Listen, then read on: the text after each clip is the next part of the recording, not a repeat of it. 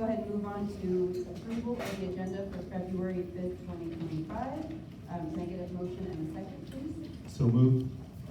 Thank you. Second. Second. Let's go ahead and take a vote. All those in favor? Aye. Opposed? No? Thank you. Motion passes. Okay, we're going to move on to the reason we're all here tonight, to discuss the behavior challenges in Saugus Union School District session. This is session 1. I wanted to, before we get started, one thing I wanted to point out or to thank is Dr. Hopkins and all the folks that took the time to put this presentation together for us.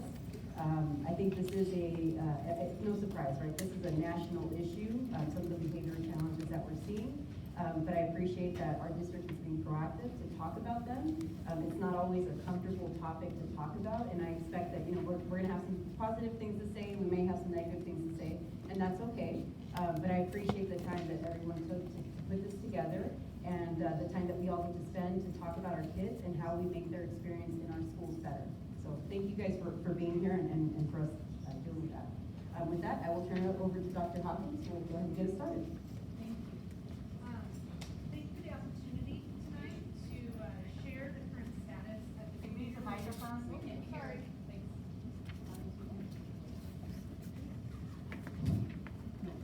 Like others up here, I'm not sure what mics. So thank you for the opportunity to share the current status of the behavior-related work that our team has engaged in since January 2020.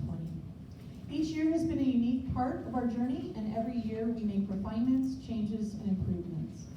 For example, in June of 2024, we received the findings of a district-wide audit of our behavior responses within our whole school district. This audit was done to provide the district with an outside view of the current status of our practices, our procedures, and how we approach things like behaviors. And it allowed us to have experts provide us with additional guidance on the next phase of our journey. I will share some of this in section C later this evening. But as I set the stage for our workshop tonight, I want to thank the parents at Rio Vista Elementary School who attended the coffee with the principal this morning. Their topic of discussion today was student behavior. I asked Ms. Navarez if she planned it that way, and she said it had been on their calendar for months. So it was a lovely topic to talk about this morning. During the morning, we shared the challenges all parents and all educators face and the reasons why we think we are facing these challenges. Their inclusion of me in their conversation was too kind and very much appreciated. And as we talked and shared, I asked them, what do we do? What do we do seems to be the ultimate question to this nationwide, complex, multi-layered problem. I stated that we, parents and schools, want to make student behavior better, but it's too much to do alone. As they shared their thinking, it seemed to always come back to the idea that it's up to our parents. But what they said was we needed them to be our partners and to do the work together. They shared that schools cannot do all of this work alone, and that parenting is hard and everyone struggles to be consistent. It's not about good or bad, it's about consistent. Such amazing insight to share, and I thought it would be fitting to open with this anecdote tonight. The agenda for tonight is divided into 3 sections: the challenge, the active response, and the plan. The challenge details our current school district challenges. The active response shares our current responses to improving these areas for behavior. And the plan shares the piece of our framework for how we will continue to address the ever-changing challenges of behavior within SUSD. After members of the team present information in each section, the board president will facilitate the board discussion and questions. Tonight, the cabinet and I are joined by Tanya Nowakowski, who is a coordinator in student services and a licensed clinical social worker. We're here with Merle Soni. She is the principal for Cedar Creek Elementary School, Michelle Villa-Karadny, the principal here at Bridgeport Elementary School, and Elizabeth Bolina, the principal at Rosedale Elementary School. We asked for these experts to participate in our panel discussion tonight because it means so much when we hear from our school sites, those anecdotes like I shared earlier. And I think they will add a wonderful variety to the conversation. So they will participate and they understand that they can get questions from the board, or they may get directed to answer some of the questions that we get from the board. While increasingly aggressive and big behaviors are a complex, multi-layered national post-COVID issue, the design of this workshop is to provide information to better understand the challenges we face and the work we are currently doing in SUSD. Also, it's setting the stage for our discussion. Gone over the agenda is this quote. This quote here from Ross Green, who is a behaviorist and an author who is nationally known for his efforts to address student behavior. In this quote, he details 4 areas that students who exhibit big behaviors need more support in resolving for themselves. One is flexibility and adaptability. One is frustration tolerance. One is problem-solving skills. And the final one is emotional regulation. And I think when you look at our society today, regardless of where we are, those are challenges we're all dealing with because of a variety of things that are going on. But certainly our students, our children, are watching how we're doing these things, and they're struggling with the same pieces. And so it's up to all of us, as the parents said from Rio Vista, to work on this together.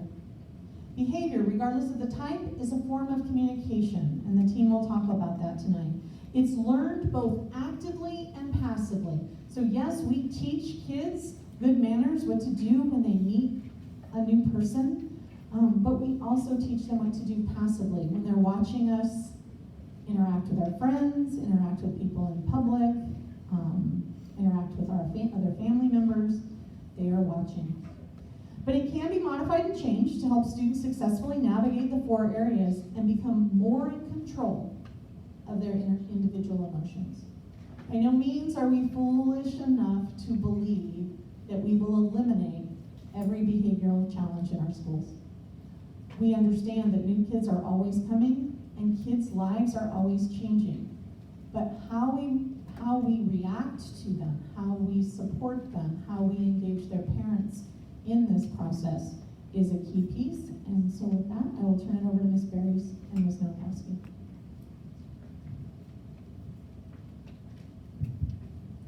Thank you, Dr. Hawkins. Next slide, please.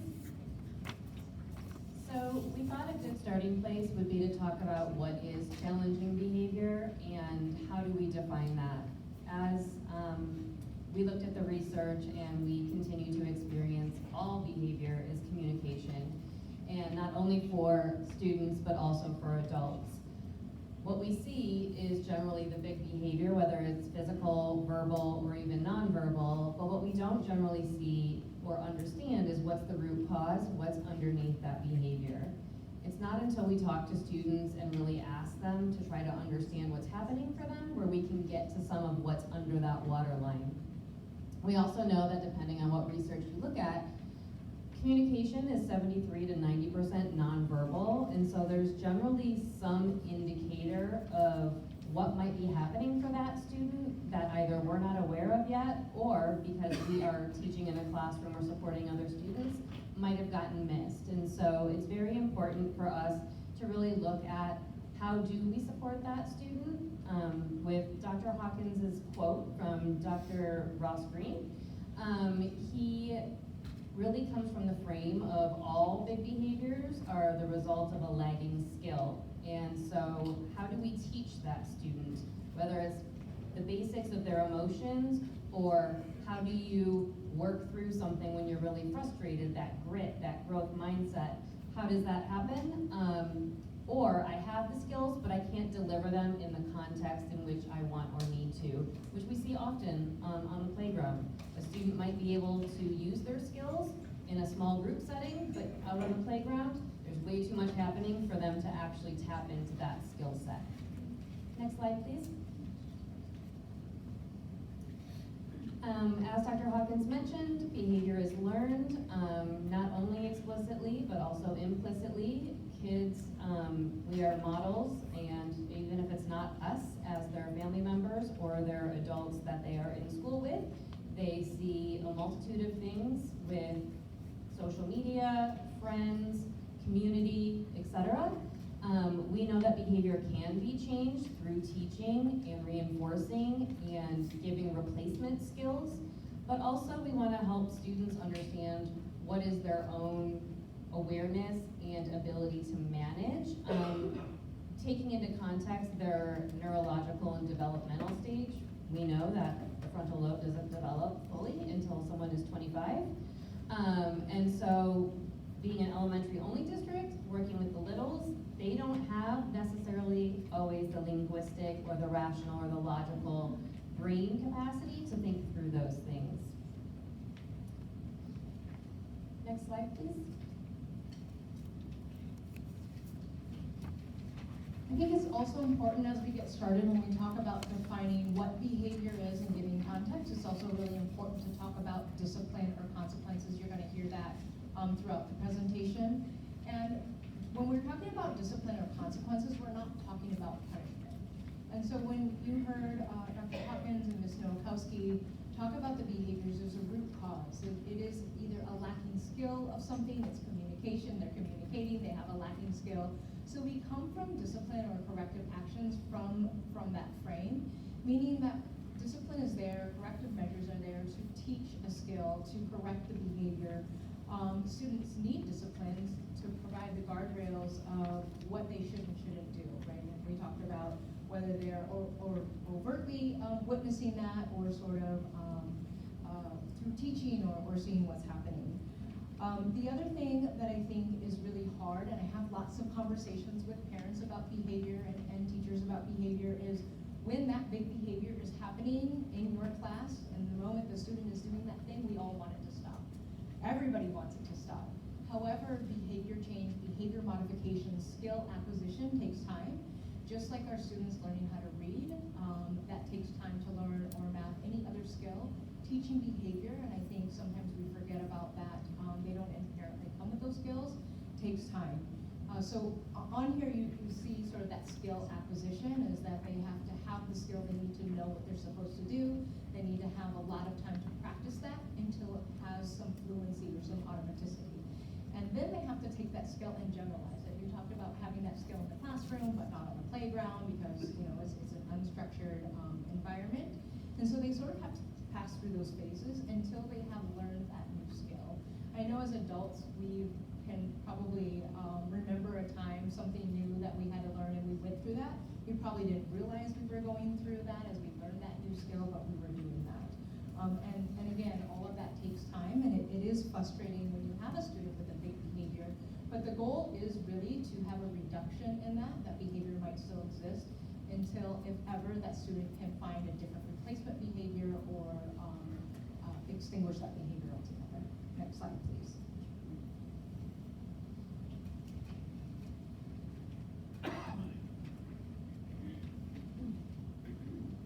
Okay. The next few slides that you're going to see, I wanted to give some context about the law. Things that as school officials, principals, school administrators, that we need to consider when we're talking about discipline or corrective measures. The first one is using other means of suspension or other means to correct students' behavior.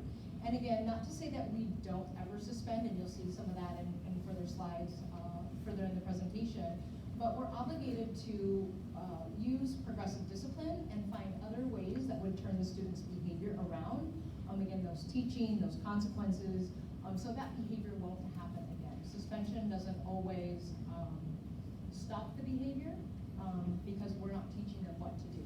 The other thing about suspension, what they've shown is the research has shown it doesn't stop that particular behavior.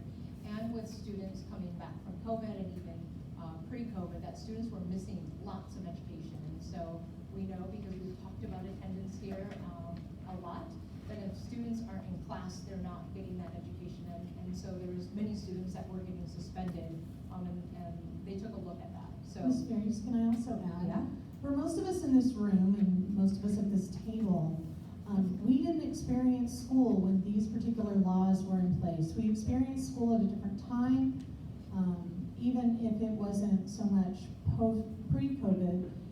it was a different time. We had different resources that kids, or different activities that kids did. We had different activities that families did. They had different influences on them. And for the longest time as an educator, I resisted the idea that kids are different now. But in trying to wrestle with and deal with this problem, in a district of almost 10,000 students, I'm finding that we're all different now than we were years ago, and it has a lot to do with the technology that we're exposed to, the different things that we have access to. And so I think we have to honor that, that a lot of times when we're thinking of, what should we do or what can we do, we feel as much our hands are tied as the teachers feel their hands are tied, or as you feel your hands are tied with some of these things. So we want to make sure that we're all speaking about it from a common place. Thank you. The other thing that the law wants to see us do is making sure that we're addressing student behavior through multi-tiered levels of support, which in a later slide tonight I'll go into more detail, but making sure it's just not a single approach where it's a one and done, everybody gets suspended for the same thing, but we're really considering the student's background, the ability to repair relationships, that we're using positive school-wide behavior supports for students, and again, taking into consideration the trauma that the student may have experienced. And again, trauma could be a lot of different things from people. I think we were in a meeting recently and we talked about the fires, right? And so for some people, that from anyone from their house actually burned down to the students who had to evacuate or maybe witness some of that on the news, that all affected people a little bit differently. And so our students are coming to us with different levels of trauma. And so that is another thing that we need to consider. Next slide, please. A newer law that was passed, I call this the no bench law. Basically, when we talk about consequences and disciplinary actions, I think this one to me is more associated with punishment. But if a student has misbehaved, that we cannot take away their lunch recess. We know students need to be able to go outside and play. The only exception to that would be if the student is in imminent danger to themselves or others, and we're talking in elementary school, that would have to be pretty high and serious threat. So we are not able to do that. We want to make sure that students are able to go outside and play. And then the last one I want to touch on briefly is the use of seclusion and physical restraints. So when I talk about seclusion, that means the student is in a room all by themselves, not with another adult in that room.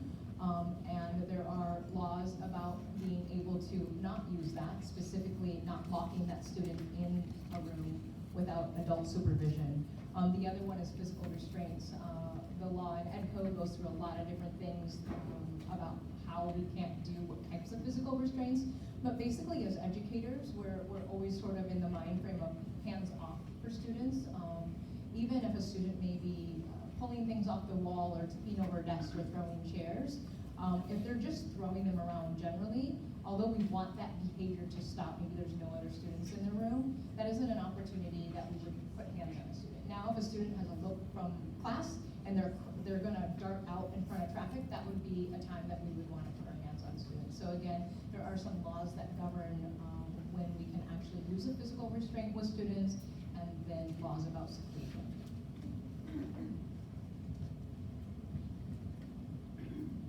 So now we're going to dive a little bit more into specifically what Saugus Union is doing and has been doing over the last handful of years to respond to behaviors.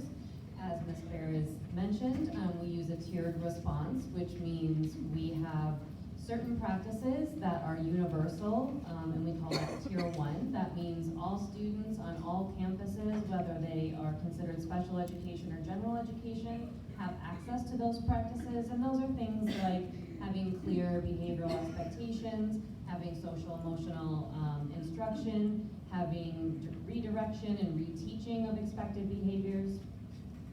Some students, up to about 20%, need a little bit more intensive or additional support. And so those are students that we might provide some targeted supports and interventions to, and we call that Tier 2. That might look like small group skill building instruction, or look like something we call check-in, check-out, where the student has specific behavioral goals, and they check in the morning with an adult, and they check out in the afternoon with an adult to really track their progress on meeting that goal, and the day is broken down into different chunks of time, so that it's not an all great or all negative. They have chances to kind of get back on track if they don't get their points for one specific period of time. And for about 5% of those students, they need additional supports. And so that's when we move into tier 3 supports, which are really individualized and intensive. That might look like individual counseling with a school social worker. It might look like a referral to our behavior intervention team, which includes the school social worker, the board certified behavior analyst, also known as a BCBA, and the school psychologist, as well as the school administrator. And so we have these tiered supports, knowing that all students always have access to tier 1, and then specific students might have access to additional supports as well. We also utilize suspension as a consequence. You'll see in our data, this is something that we use. We use it in line with ed code, and it is dependent on the severity of the incident, and there are some circumstances where if the first occasion or incident is severe enough, suspension may be used on that first offense. But again, that is a very intentional conversation, and generally has to happen in conjunction with, of course, family and investigation. And then we also communicate to staff, and here there's a link in the slide deck, specifically about how we respond to threats, so that staff are informed and they know how seriously we take it. We also utilize, as part of our response, as Ms. Ferris mentioned, restorative practices, which might look like the student doing, a book report on an area specific to that incident, or it might look like skill building and goal setting, really making those goals specific for that student across the different environments so that they can practice their skills. Thank you. Next slide. Oh, you're good. So this is our discipline outcome data so far this year. So you'll see that 96.6% of our outcomes are other means of correction. So we are in line with the law. We're finding alternative ways to restore whatever was harmed, whether it's another student, the relationship, property, school kind of climate and connectedness. We use those primarily as our response to discipline, or behaviors, excuse me. You'll see that we have about 25 between in-school and out-of-school suspensions so far this year. And we have some missing data, I'll go into a little bit more later, but we need to follow up and figure out why that was not entered into our data gathering system. But again, this is one of those cycles of improvement of like we look at the data and then we ask the next question and then we ask the next question. So we're going to find out about those areas that have missing data so we can make sure that that lines up. Next slide, please. These are a subset of that data that we just kind of talked about. So we have, based on ed code, 3 different areas where physical incidents or physical aggression are noted as a violation of ed code.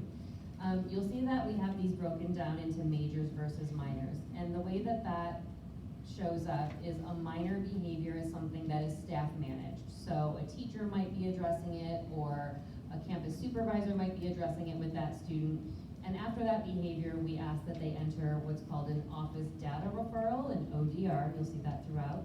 And that's not like I'm writing you up or you're in trouble. It's really so that we can look at the data and try to be proactive and preventative based on data trends that we're seeing.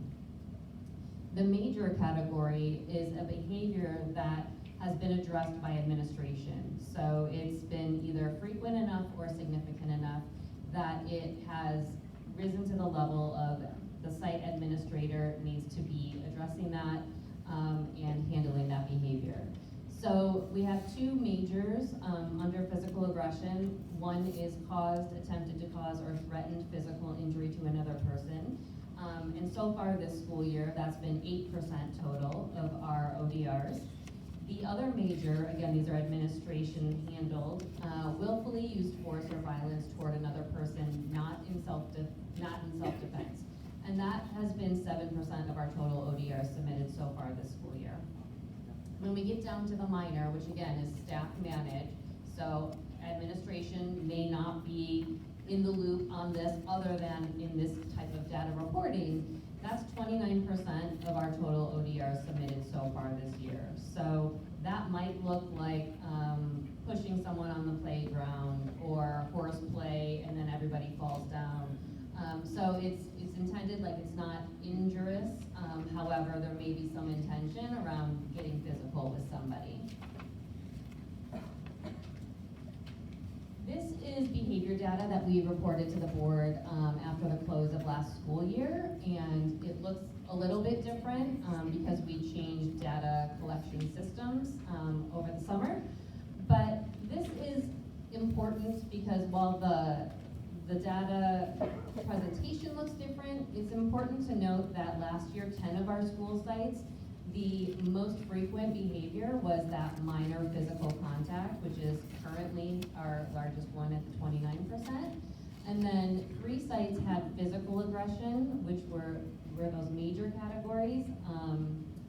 So we're seeing the same level of physicality last year as we are this year, but it's certainly something that we are looking at how to best intervene and teach skills.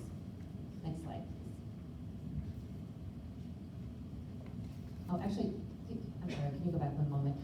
Just let me talk a little bit about, sorry, the transition in our data systems. So we previously used a software system called SWIS, which is specifically associated with PBIS.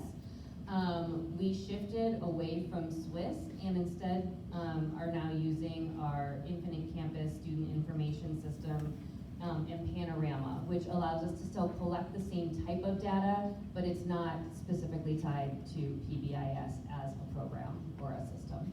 Thank you. Also, did you want to share about how we adjusted the ODR, or are we doing that later? I can do it now. Yeah, why don't you do that? Okay, so also as part of that cycle of improvement, some of the things that we heard were, this made it hard to have a district-wide conversation around what we were seeing because we didn't necessarily have consensus about what fell into minor physical contact versus major. And so one of the things that we had launched last year and implemented this year is we got together a committee. We invited teachers, classified, and then some administrators as well, and we had a conversation around what behaviors fall where. We lined them up with ed codes specifically for that disciplinary purpose, and then we defined those so that we have a shared dialogue and a shared definition about what that looks like. Now again, taking into consideration different student context, whether it's trauma history or cultural considerations or language considerations, those are all things that become part of that conversation to understand what's underneath that behavior. But it was important for us to have a shared language so that as we think about district-wide intervention and support, we were able to have that same conversation.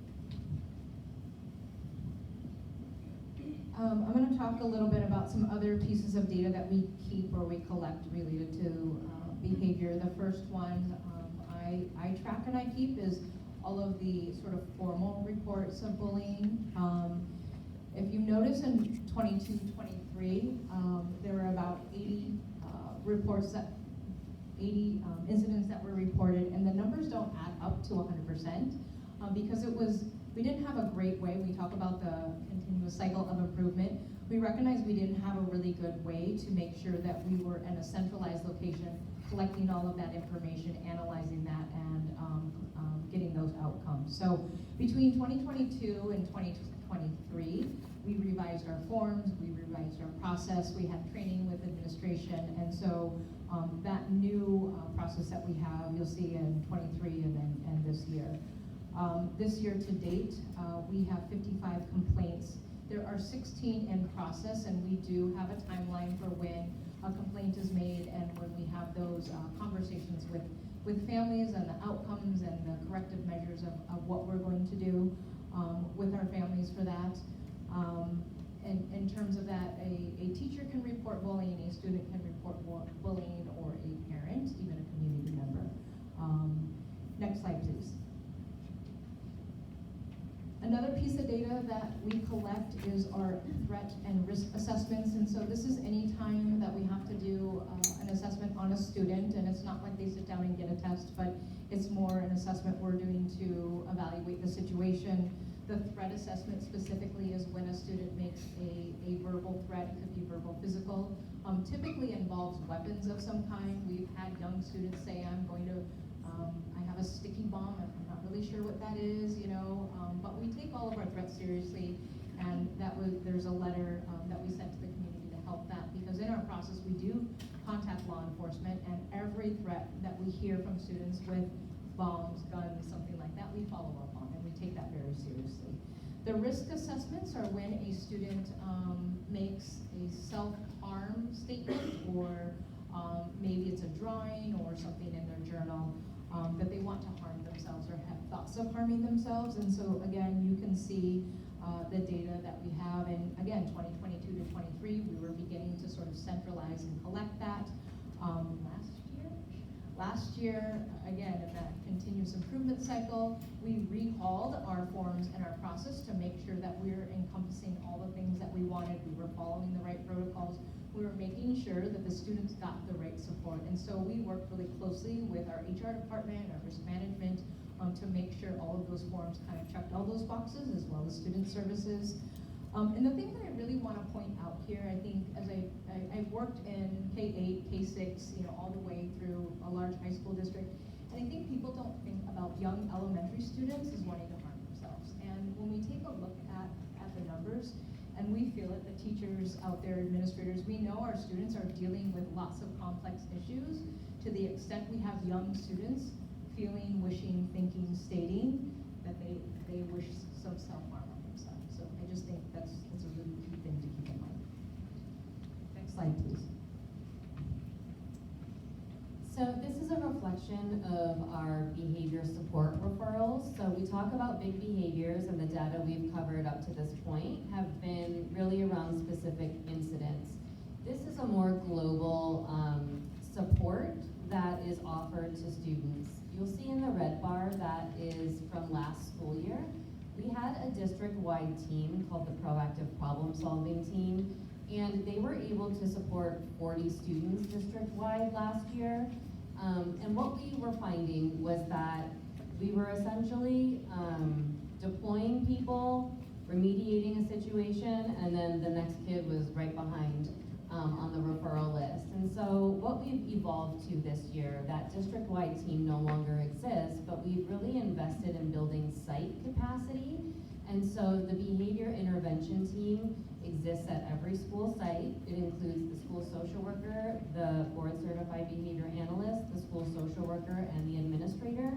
And it's really a way for us to support students with big behaviors that are ongoing, that haven't necessarily responded to some of those tier 2 or tier 3 supports that have already been put in place. So we've got this team of experts at the site who are there, who have relationships with the students, with the staff, so that it really builds that kind of multidisciplinary team around that child. And of course, we engage the family as well. And you'll see so far this year, we've had 13 referrals to the site behavior intervention teams. So we're really keeping an eye on that and making sure that we are paying attention, since that's a new process for us. We want to make sure that we have all the supports in place for that to continue to help students. Next slide, please. This slide is kind of an expansion for this school year only of the previous slide. So you'll see the blue boxes on the bottom. Those are the referrals to the site behavior intervention team. So you'll see some sites have 3, some have 1, some have 0. So there's differences across the different sites. You'll also see the orange category stacked on top. Those are identified general education students with big behaviors. So we'll talk a little bit about where they are in the process of getting different supports in a few slides. But this was important for us because it helps us understand how many students, based on the data, are needing some additional supports, and how are we understanding what the root cause or the communication is from that student. And when I say general education students, Dr. Hawkins, feel free to jump in. Yeah. So one of the things that we have in schools are everyone in a school district, regardless of their learning disabilities or their needs in a school district, are considered a general education student. And so tonight we are talking about the programs, the practices, the things that we do for all students. So we're giving you data on what we're looking at for all students and our general education students. We know that we have some students who are considered general education who may be in the process of being assessed for special education. They have a different set of needs and a different set of criteria that we're working on. And so we wanted to make sure that tonight we talk about the base program. If the board would like, as we're doing these in series, we certainly can bring in more of our special education folks, and we can have a specific conversation around special education students. Because I think it's also important to note that some of the things we're collecting data on for students with behaviors with ODRs and things are still big behaviors that our staff have to deal with, but are part of the student's disability. So part of the student's disability may be to bite, to hit, to spit. That isn't something we would write an ODR for, but it is still a big behavior that we have to deal with as an organization, help teach the student not to do those things, and then staff is still the one that is getting hit, kicked, spit on. So I think what we're showing you is when we look at the challenges we have, this is what we're seeing across the board with our general education students. Certainly we know that many of our special education students have additional big behaviors, but there's other reasons why they're doing those things. So we're happy to talk about that at a later date. Thank you. I need to call out one error on this slide. I apologize, I fixed it and it must have been a different version. It says Tesoro has 0 in the blue box, but they really have 2. So if you do the math right now, that only adds up to 11. Tesoro has 2 in the blue box, which is represented in the previous slide, so my apologies for that. We can post the correct one going forward if needed. But the other thing that I want to kind of mention is you'll see over here on the side that there are some sites noted with different kind of letters, all by their names. And as Dr. Hawkins mentioned, we've been working on this for a few years. And so in that work, in trying to remedy and support students with big behaviors, we've tried by adding and layering additional supports and programs for staff. So the first one is ISP, it's the California Integrated Supports Project, and it was a statewide grant where 5 of our school sites were given 2 years of additional professional development, specifically around social emotional learning, trauma-informed practices, and culturally relevant practices. And then additionally, we have a couple sites, a few sites that have undergone Capturing Kids' Hearts, which is another program, specifically training for staff, but also builds in that social emotional behavioral piece where really the students are engaged in that process. And so I've noted the sites that have received the ISP grant training, that's Bridgeport, Helmers, West Creek. Capturing Kids' Hearts sites are Foster, Rio Vista, and Sky Blue Mesa. And sites that have both ISP and Capturing Kids' Hearts are Cedar Creek and Tesoro. So those are additional supports and layers that we've added on for some sites specifically to try to support. Next slide, please. So Madam President, questions for you? just so everyone in the audience knows, the way that we'll do this to be efficient is there's 3 different sections in the presentation, and there's a lot to cover. So I want to make sure that our board members have an opportunity to ask questions. Hopefully a lot of the questions that we ask are some of the things that are on your mind. But either way, you will have an opportunity to ask questions at the end if there's something that we don't ask. So with that, we ended the first section. So I'll start with Mr. Trunke. If you have any questions or any follow-up things that you'd like to ask.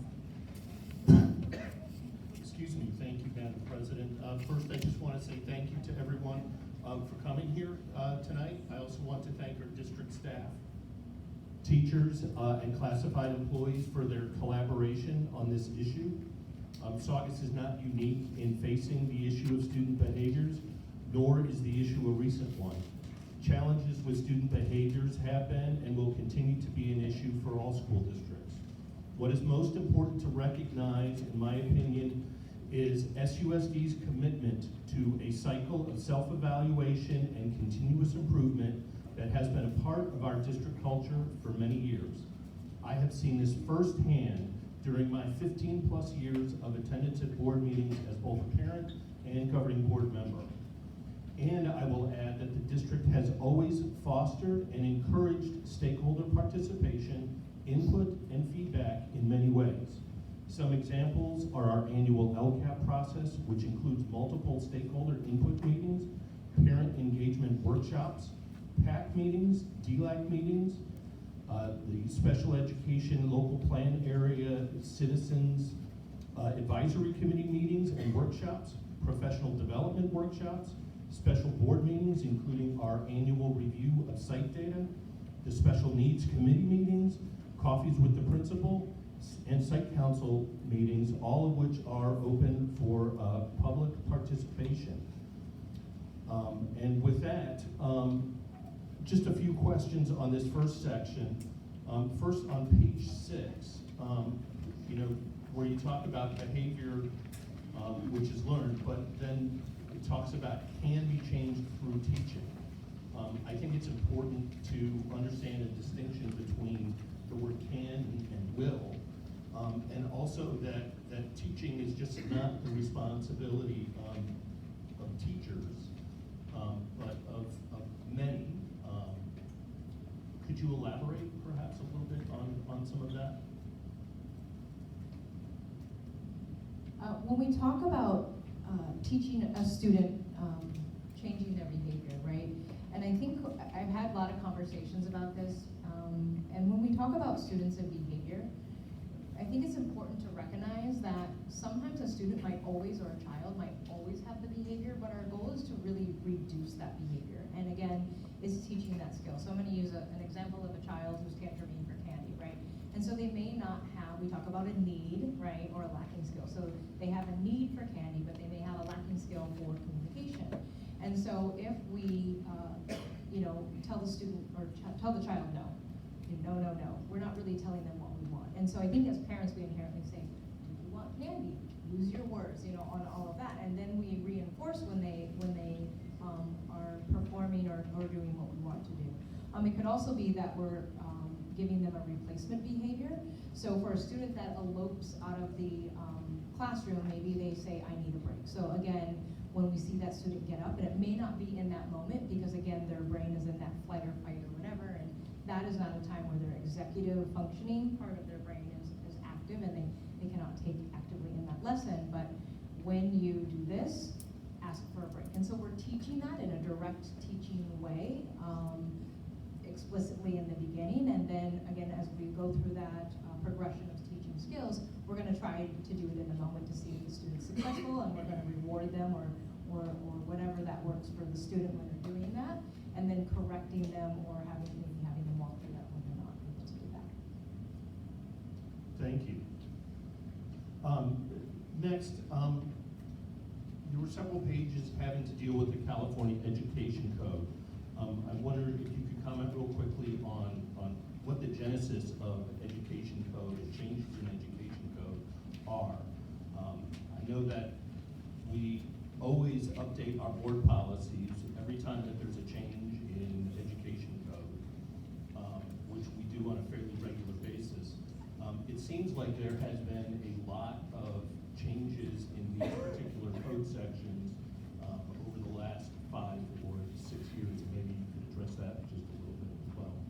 I think some of the codes that I pulled out, you're gonna see an alignment with sort of the new thought, the new guard, right? The old guard versus the new guard. And I grew up in a household where it was punishment. You got a command, you didn't ask why or all of that, you just said how high, right? And again, I was a teacher in a different era. I wasn't trained exactly in PBIS in the way we are. And so as we're getting the research about suspension and positive behavior supports and change, and I reflect as an adult, I don't want punishment. If I do something wrong, I want somebody to tell me what I should have done differently in a very soft and gentle way. You know, I don't want to be thrown out, or I don't want to be called out. So I think as we're finding what's working for students and what's not working for students, along with the data and the research, what they're finding is students were spending exorbitant amount of time out of school. One of the things that they also just recently got rid of was defiance. So that is no longer an ed code, even though we have it as one of our minors we track, that is not something in ed code and is a consequence, one of the disciplinary actions for students. So again, I think that a continuous cycle of improvement is that we're finding research and education, we're seeing what students are experiencing and exhibiting, that you're seeing the laws kind of all align with each other in that way as well. Mr. Trunky, can I add to that a little bit too? I think it's important to remember that ed code is not something that we're necessarily, meaning educators, are putting forth. It's something that the legislature is putting forth. So it comes from a variety of areas and a variety of rationales. And when they make the ed code, they don't make it for that school district or this school district or those kinds of kids or these kinds of kids. They make education code for all public schools, and I think every school district, every school, every classroom is very different, and so that's why I think sometimes that the ed code is hard. And we're also trying to deal with young human behavior. So we know how hard it is to get everybody to follow the traffic laws, right? We've all gotten a license, we all know what they are, we all know we're supposed to follow them, and yet the other day somebody made a right-hand turn from the not right-hand lane in front of me, and I thought, oh, it's a good thing I didn't go first. But again, I think it makes it really difficult, and this recent change that we've had with the recess piece, I think is challenging. If I could just add on one more thing, California in particular tends to be an early adopter of looking at equity and reducing disproportionality, and I think a lot of the ed code was created and continues to be refined based on the data that shows ongoing that students of color in particular are overrepresented in disciplinary actions, specifically out of school suspension, as well as overrepresented in special education. So I think ed code is always looking at that. Our California dashboard metrics also look at those things. So I think that's another important piece that informs ed code as they revise the legislature. And then just a follow-up question on the ed code stuff. How do we disseminate this information as best as we can to staff and to parents?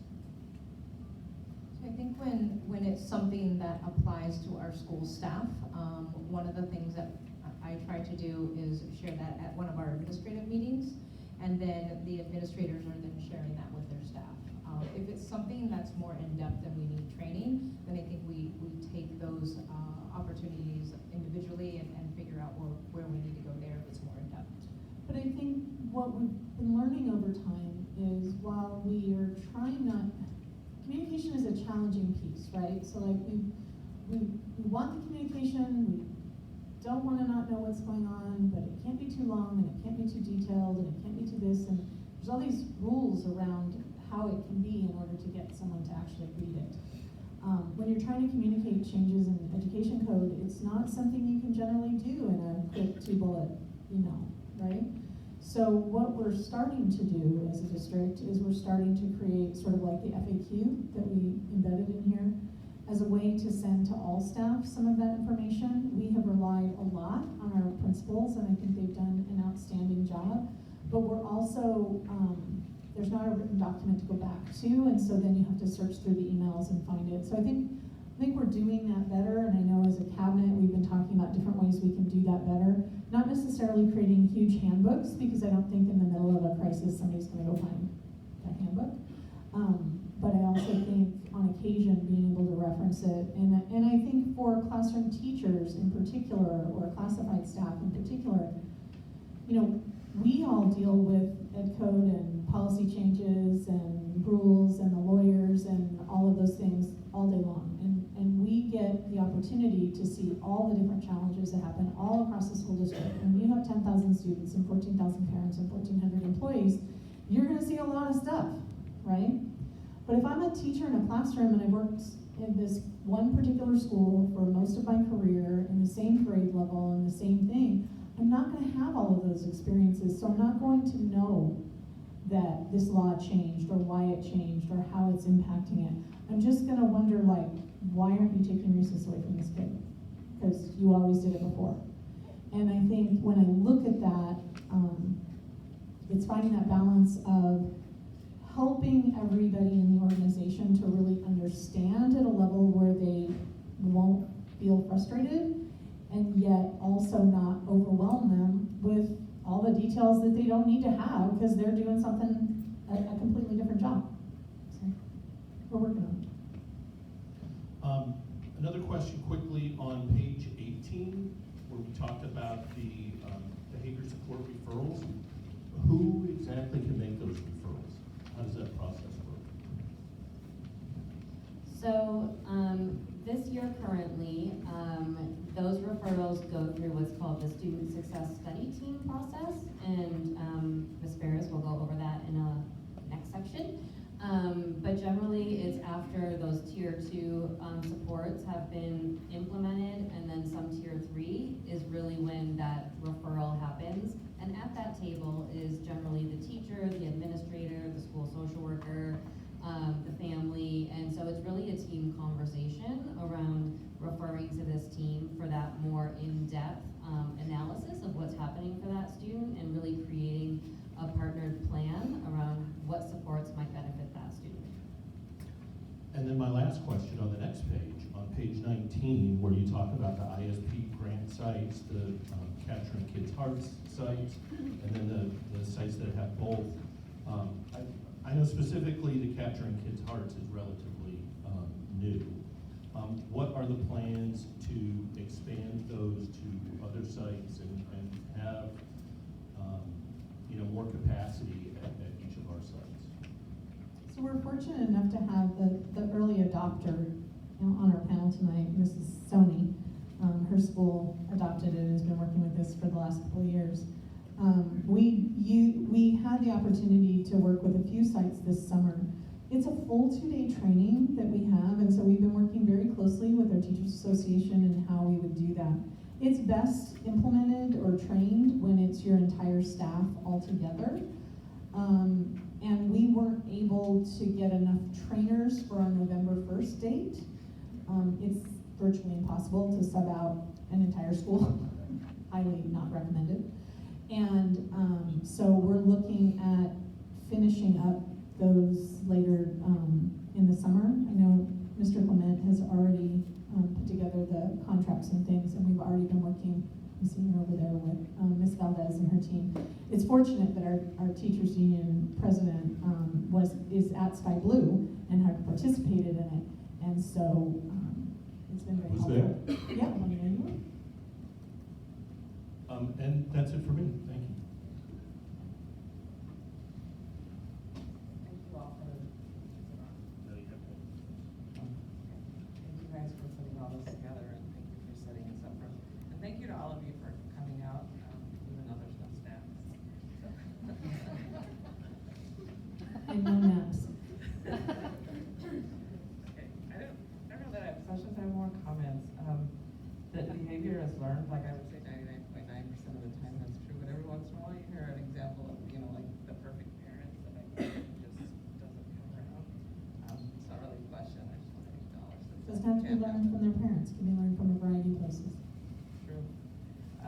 As I was reading through all this, I was kind of like applying it to myself, so like the frustration tolerance.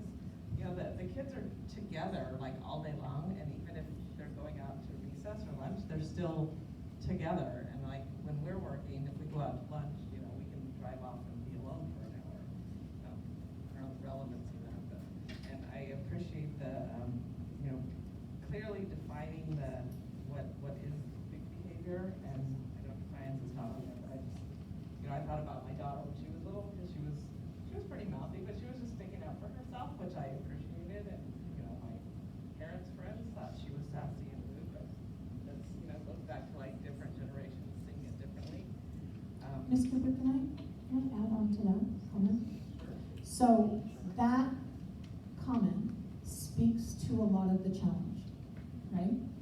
Kids come to us with their home life experience, the philosophy of their parents and their families, which they should, and just what you said. You felt she was speaking up for herself, other people felt she was sassy.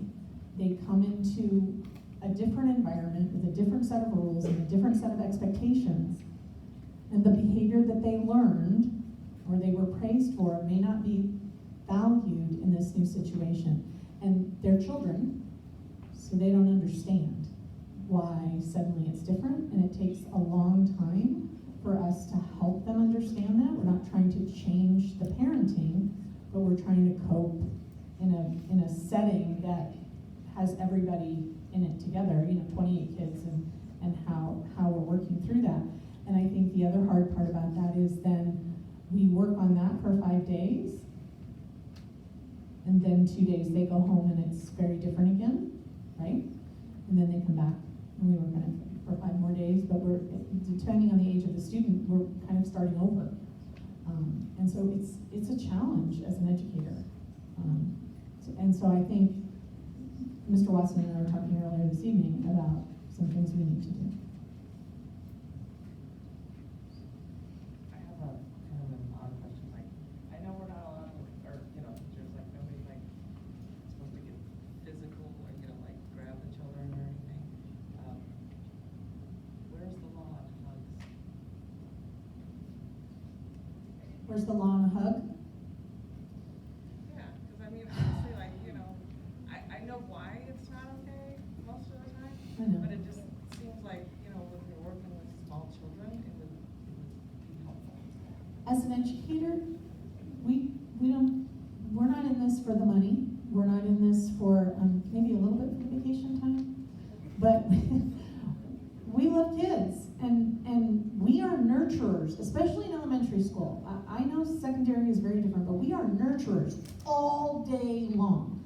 So when you think about you have your 5-year-old at home with you during vacation, we're doing that in a classroom with 28 of them all day long, because all the same questions they have for you during that vacation time, they have for us. I mean, if you say to a group of kids, you know, today we're going to read a story about a cat. Suddenly it's, I have a cat, my cat poops, my cat's black, my cat's orange, you know, and you're like, okay, I can't say anything because they all have something now to share. So it's really challenging. Unfortunately, in this world, it's hard to have that kind of contact with students because you never know how it's going to be interpreted and by whom it's going to be interpreted. And so we try to help people to find a way where they can show that caring without that sort of interaction sometimes. But it's hard. And it's hard too because sometimes a 5-year-old, well, a perfect example is I've been teaching in those classrooms, right? So I came back through and I saw a bunch of the kids and I was in the classroom and they all got up and they ran to me, and next thing I knew I had like all these little 5-year-olds all around me grabbing on, and I was thinking, okay, so now here I stand. Do I like push them off? Do I you know, but the human in me comes out and goes, oh, I love you guys, okay, you know, I'm gonna fall over with all of you, and we try to push it off, but it's hard because that's how they feel and they want to express their emotion too. My last, this is actually a question. On the last page, the SUSD behavior data, is that the total number of kids identified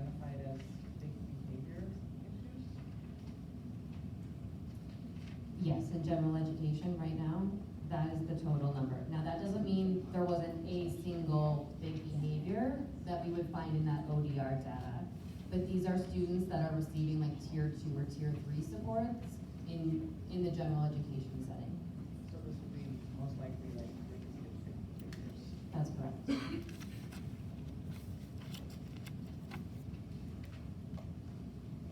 All right, it's my turn. I have a couple of questions. And I just wanted to start off, as a parent, I think I'm pretty involved in my kids' education, but this has been super helpful and it's given me a lot of really good information. So thank you so much for everything that you're sharing tonight. A couple of questions. So page 12, can you explain a little bit, I may have missed it, but how do we move from tier 1 to tier 2? How do we move this from tier 1 to tier 2? And then my second kind of follow-up on that is, what is the parents' involvement, or what, like, how do they hear about, my kids moving from tier 1 to tier 2, or just generally, like, hey, my child is having some behavioral issues, like, what's the involvement there? Because to me, that's a big part of this.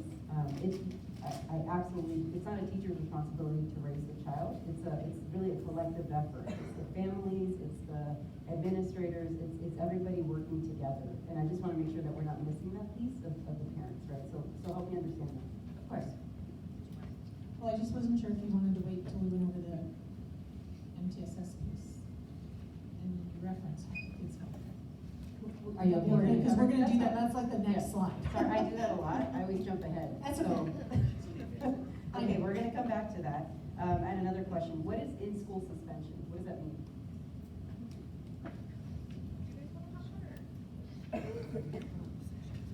So the student is at school, not in his or her classroom.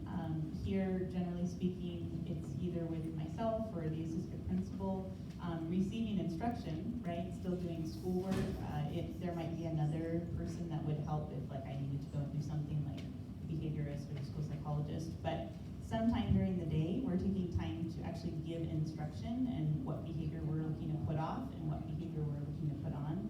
Because an in-school suspension is pretty severe, right? So we want to make sure that we're also coming together as a behavior team and with the teacher and the parents, as you mentioned, to talk about what can we do next, because what we were doing didn't make a difference enough to prevent them from having an in-school suspension. Thank you. I had another question. So when we talk about the ODRs, I would assume the campus supervisors and folks that are out in the playground, they have a lot of, they see a lot of the behaviors, right? So how do they have access to technology, or how do they input these ODRs? So we've created a paper form for them, so that they can complete it out on the yard while things are happening, and or when they come in after and complete them. And then, depending on the school site, they have various folks that enter the data into the campus. How do any of the school sites handle it? Well, you pretty much answered it, but at our school, we have a Google form, and as a staff, we agreed that our certificated staff would use a Google form to enter the ODRs, and then our classified staff, they prefer to use the paper form, so that's how we do it. But that's consistent across the district, or across the schools, essentially? To a degree, right? It's the same at our school, at Bridgeport. Same at Rosedale. Oh, good. Nothing love with you.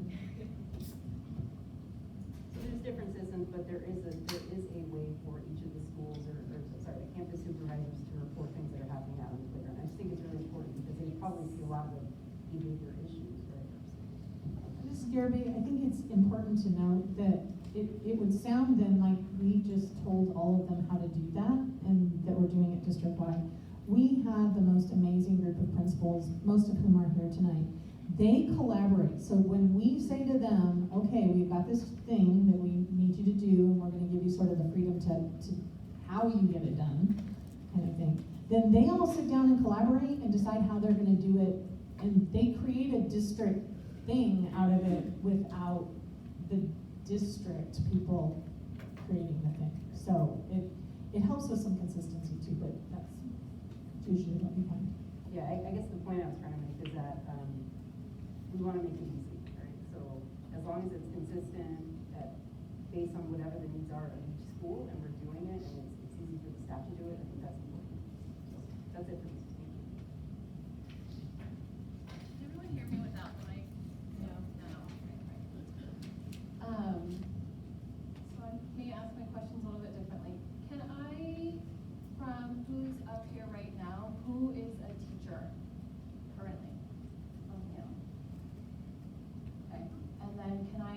clarifying question of the audience. Who is currently a teacher that is present in the audience? Raise your hand. Who is a parent? And who is an admin? Okay, so good mix.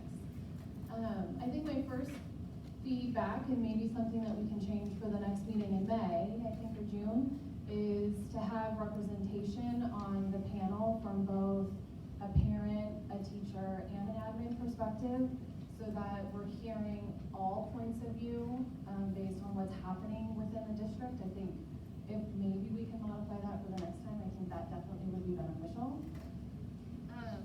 I think mine is less about questions and just more about observations. It is now 6:39, and we have gotten through one section, and I was looking forward to having more of a discussion, both from the board members up here and with the panel, and I fear that this is similar to the 7-Eleven meeting, which we had back in October, where it was more of a lecture than it is a true discussion about what is happening within SUSD.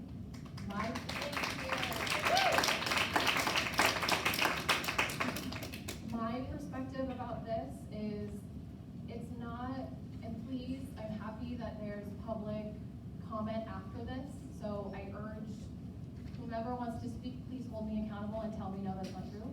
But it's not about the behavior of the child. We all know children are different. We all know that kids have different needs. It is about the response from the district. It is about the programs and the policies that are in place from the district. Are they working? Are they not working? Do our teachers have the resources and tools that they need to correct some of this? Again, it is not the behavior part. We know that. Hopefully everybody can agree. Everyone has behaviors that are different from one parent. It is about the programs that are being implemented, like the word jar, right? Or different things that are put in place on a daily basis. Are they working? Are they not working? What are we seeing? Can we talk about it? What are the things that we should pivot on and fix because it's not clearly working? I'm hoping people in the audience are going to speak up and say, these are examples of what's happening. Here's how long they have been happening. Here is how many times I've tried to address it and it's not working. What am I supposed to do, right? So that's what I want to happen in these meetings. I love the fact that we are educating parents on ed code, the law, what we do. But I think, again, it's 6:41 and we're still not through the whole deck. We haven't heard from the community, and I fear that we're not going to be able to get to because people have to go home, make dinner, put their kids to sleep. So those are my observations. I have a ton of questions. I don't think it's probably meaningful because I'm interested, but I'm not interested in getting my questions answered. But again, it's what's working, what's not working. I don't see anything in here that tells me, here are the programs in place currently. Is it working, is it not working? And how do I change that? I think that is the discussion. Yes.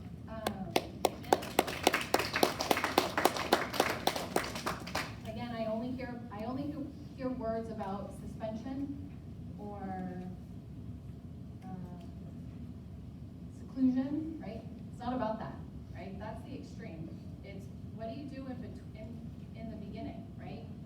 Tier 1, Tier 2, Tier 3. How long does it take to go from Tier 1, Tier 2, Tier 3? Is it effective, Tier 1, 2, Tier 2, 3? And looking at that. So, again, I've probably taken up too much time, but.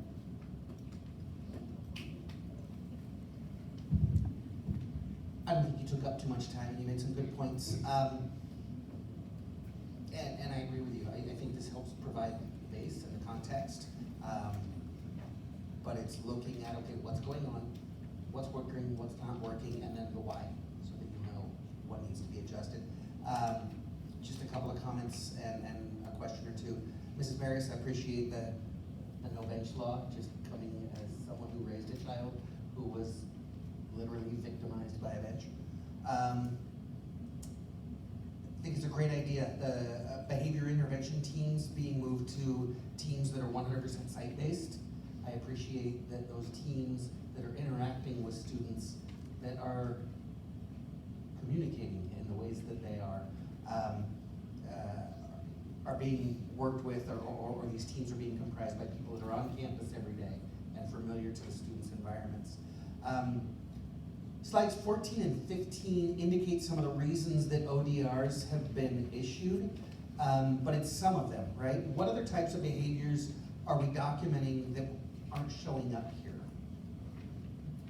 They do show up if we were to run the whole list, but the Right. things that we're capturing data on are things like defiance, rude and inappropriate language, and then additional ed code violations. So there's like hate language, there's anything that has to do with like a weapon or substance use. There is theft, plagiarism, cheating. What am I missing? And that goes to my second question, so maybe I'll throw it out there now, is where's the line, right?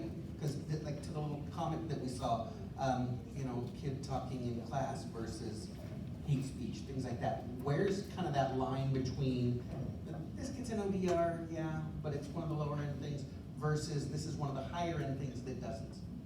And so that is defined in our operational definitions. That was one of those district-wide groups to determine what's a major, which means what gets addressed by administration, and what's a minor. And even with the minor, right, just like all of us have different tolerances, like, if Michelle rolls her eyes at me, I might experience it differently than Miss Sony. We all have those different thresholds. So what we try to do is say, if the behavior occurs once, the expectation is that the staff member redirects. If it happens again, they reteach. And if it happens again, then we do an ODR and we sit down and have a conversation around what else needs to happen. Okay, thank you. So it's kind of judgment call, right? Okay, sounds good. And then just finally, Dr. Hawkins, on slide 19, thank you for calling out what seemed to me the elephants on the slide, right? We're reporting general ed behaviors, but what about special education big behaviors? Those oftentimes can be very impactful. I think it's important that we look at that data as well. I get that it is a different issue, and very, very individualized, localized, but it's an issue we need to look at. So, as you mentioned, tonight is session 1. Maybe we look at that in session 2. That's all I've got. Thank you. All right, so we're gonna move on to section B, and we'll try to do this quickly. Okay, I'm gonna try to remember the questions a little bit when we talked about, next slide please, MTSS. And so Ms. Nowakowski, next slide. That's okay. Ms. Nowakowski talked a little bit about, in one of her slides, about our MTSS process, and she mentioned like things like check-in and check-out, how there's tier 1 and tier 2 and tier 3. I heard Ms. Grease talk about, is it effective? How long are you gonna be in there, or in the tiers? And Ms. Garibay, I heard you say, how do we involve parents, or where are they in the process? So I'm hoping to touch on all of that. When we have the tiers, and Ms. Nowakowski made mention of that, our first best preventative measures for any of the behaviors that we're talking about today is tier 1, or the instruction, or the things that are available for all students. Those are listed below. We did talk about that, social emotional curriculum, explicit teaching for students. We talked about having school-wide expectations, positive behavior, some of the other things that we talked about as well. And we expect that that works for most students, but we also expect that's not gonna work for all students. So no, it's not gonna be effective for all students. How long will it take? It really depends on the student. So then we look at tier 2, which about 20% of those students not only need tier 1, but then they need some targeted instruction in tier 2, where we talked about the check-in, check-out. Ms. Nowakowski explained that. Small group instruction, really looking at targeted intervention, most likely in a group, an opportunity to reteach. And again, we expect that not to be 100% effective. We know that about 5%, I think you said, of students are gonna need that intensive level. And when I say intensive, I mean that individualized level to work on those skill deficits. And so students can go, we would have all students in tier 1, but they can go up the tiers and they can also go down the tiers, right? So tier 3 level supports, the student might be really successful and no longer need that. How long does that take? It really depends on the student and the severity of what is happening. If you go to the next slide, yep, go ahead. Sorry, I just wanted to address the parent component. So, That's okay. sorry. So generally, anytime a student, particularly with the school social worker, moves into tier 2, that requires parental or family consent. And so we generally don't lead with like, hey, your student was referred. We're hoping, and the intent is that the teacher or if admin has been working with that student on behavior, the family is already aware. And so this should not come as like a surprise conversation. It should be, we want to intensify our support of the student, and so here's what we're thinking. What do you think about that? Do you agree? And so that's generally how that happens. And then of course at tier 3, once we get to that student success study team, the family is at the table and they are partners with us in determining the different pieces of the plan. Next slide, please. Back up. Perfect. So the previous slide was kind of the what, this is the how, and our student success, student study team process is the how it happens. Usually when you talk about parent communication, it may start with some phone calls home, maybe a parent square, maybe a conference where the teacher's noticing some things. We are doing our social emotional screeners where students and staff rate against, not against each other, but they have sort of the same questions and we can compare. So those are some things that may come up at conferences, or it could be a reoccurring behavior that the teacher's noticing. So we're making sure that parents are looped in even from the beginning before it gets bigger. Then we have our student study team process, and that's really the vehicle that we use to move a student or to provide different tiered supports for students. And what I really want to point out here is that it is a learning cycle, and it's 6 to 8 weeks through those cycles, and how long does it take? It really depends. And so they may go through those cycles where they're sitting down, they're talking about the student, they're having some interventions, and then they're coming back to assess, is it working, and it's not working. And so if it's working, great, they're going to continue to monitor. If it's not working, they're meeting and adding more support.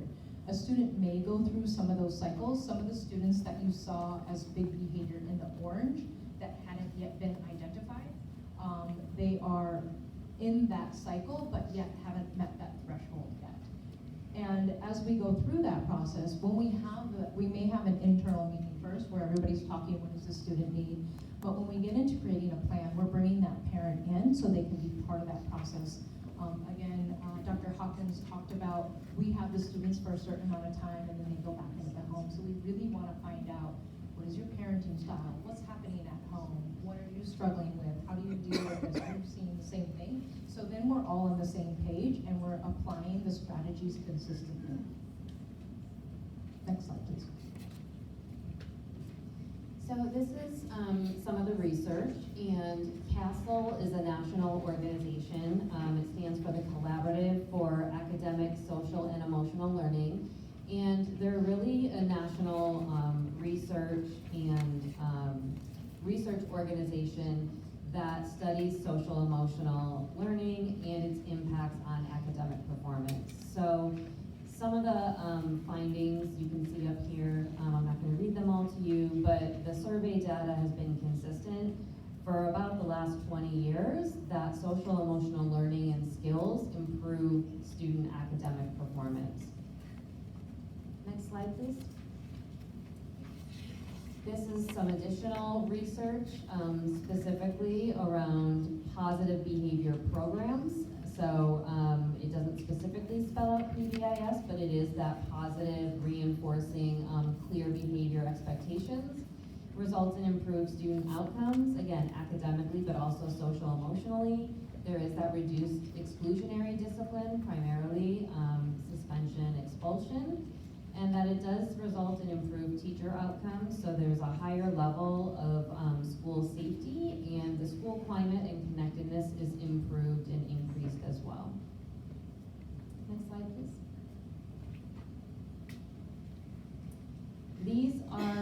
some of the Saugus programs that we utilize, and you can see we just did kind of a comparison about the positive classroom supports that exist, including social emotional development, skill acquisition, that positive connected climate, and then also pairing that with the social emotional learning, which again fosters that connectedness, really helps to identify the feelings, be self-aware, but also aware of your social context and how others in your class space may be feeling.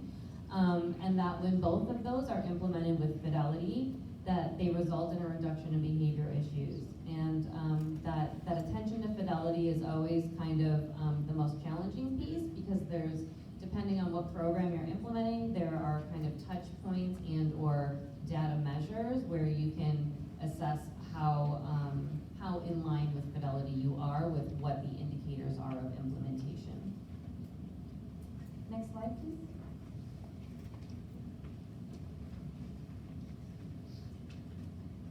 These are some of our procedures around parent or family notification and communication, specifically regarding behaviors. It generally starts as being communicated by teachers, and that may be through a phone call, a parent square message, it might be at conferences. And then always when an incident is significant enough to involve office administration, families are notified, and there's a conversation about what the situation is and what the resulting discipline is. And if it's not known yet, because it's an ongoing investigation, again, we set timelines for that, and then the administrator follows up with the family. The communication does provide education for parents about supporting positive behavior. We have family engagement workshops. Dr. Hawkins mentioned the Coffee to the Principal this morning that was about positive parenting. And then we also have had communication asking families for support when we've seen an uptick in students, making threatening or kind of unkind statements at school. And there's a link in the document where Dr. Hawkins, I think, messaged families and said, please help us by talking with your students about this. We're really seeing this on the playground, and it's impactful for our communities. Next slide, please. This is a picture of school social worker activities just from the first 4 months of our school year this year. You'll see that they provide all 3 tiers of support, while teachers are the first line of social emotional learning. In their classrooms, we use some of the behavior data to identify, for example, if there is, rude language happening in first grade, the school social worker may go into a class lesson for all the first grade classes, specifically around kind words and how do we use our language at school, so that all members in that grade are getting that same information, and it's data informed. They do family engagement sessions also, and as Ms. Ferris mentioned, doing risk assessments, following up with students on restorative conversations as well. Next slide, please. This is, I kind of mentioned earlier, our ISP grant, the Integrated Support Project grant from California, really focuses on social emotional learning. Those 5 areas under there are the 5 skill areas identified by CASEL and are considered the gold standard of skill areas that students need to be equipped with. Looking at culturally relevant practices, again, looking at how do we engage student voice and choice, and then also expanding on trauma-informed practices. So how do all students feel safe at school? How do we provide peer support? How do we engage them in the problem solving and defining how the school site can move forward and represent students as a whole. Next slide. So another part of the cycle of continuous improvement would be for us what we did with the Keenan report. That was something that participated all the schools, a lot of staff, and basically what they came up with were these 5 major areas that they felt, not that we aren't doing the right work or we aren't headed in the right direction, but that these are things that we could do to refine and improve the work that we're doing. And Section C is all about this work. If you'd like me to move forward before we do questions, Ms. Garibay, I can.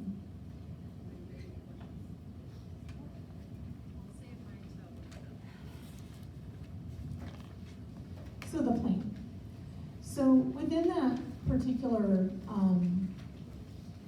review or audit that we did, they talked about 4 different areas. And these 4 areas are the proactive, the preventative, the intervention, and the immediate response. These are all examples of what was recommended for us to consider, or that would be actions that would be part of that area. So one of the things that the board and I had discussed as part of the response to the findings in the audit was to develop this 3-year plan.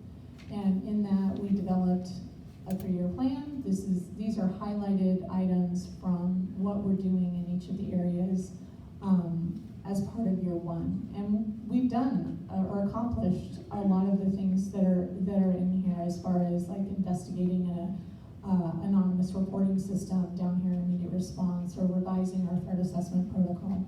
I would say that the one thing that we haven't done, and I can't really speak to why, other than, you have a plan and you get busy, is the developing the district-wide definition vision of the whole child. Throughout the report, it's clear that we should articulate not only our behavioral expectations, but with our social emotional pieces, but also with our academic pieces. And that really needs to be a vision setting from the school board to the rest of the organization. And if you read the finding recommendations, it's then indicated that then the school principals would share that with their sites, and it would become a district-wide sort of driving force. I think that's something that we might want to consider, and would get to the conversation that I think people wanted to have. When we put this together, some of the direction that we got was to sort of inform the board on some of the things. But certainly, in order to define a district-wide definition or vision, that has to be something that includes teachers, it includes parents, it includes community members, it includes the board, and that's much more of an interactive piece. And I know Mrs. Garibay and I have already talked about that as we put this together, that was clearly a missing opportunity for us. This is a list of some of the trainings that we've done this year. Training is always a very challenging thing to do. When you identify a problem, the first thing people say is people need more training. But as an elementary school teacher, you have the opportunity to be trained in so many different things that it starts to become overwhelming about what are the things that you need to actually implement. Because we know from the research that it takes 150 hours of training in any one particular strategy to see a change in adult behavior in the classroom. So when you think of all the different subjects that an elementary school teacher teaches, there's a lot of different choices that need to be made. But these are some of the things that we've seen, and these are some of the things that we're having success with. And some of them are new to us, like our Wednesday behavior trainings for paraprofessionals, the work that we're doing with our ISC grant, and then some are ongoing, things like our NCI training, some of our PBIS training, those sorts of things.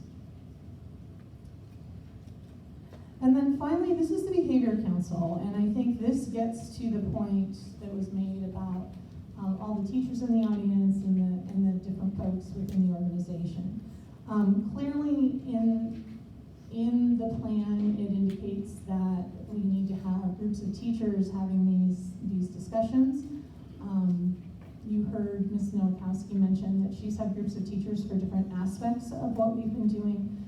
So the Behavior Council has really come about addressing some of the concerns that were expressed to the governing board and were expressed in our conversations as a district with our Start, Stop, and Continue to begin to systematically address all of the different layers and complexities around behavior. And so this is the goal of the team, is to provide leadership, insight, and collaboration to address improving this.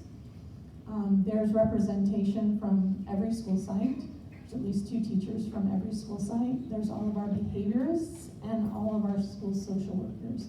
That was done intentionally at this point in time because we wanted to get through and really have that classroom connected insight.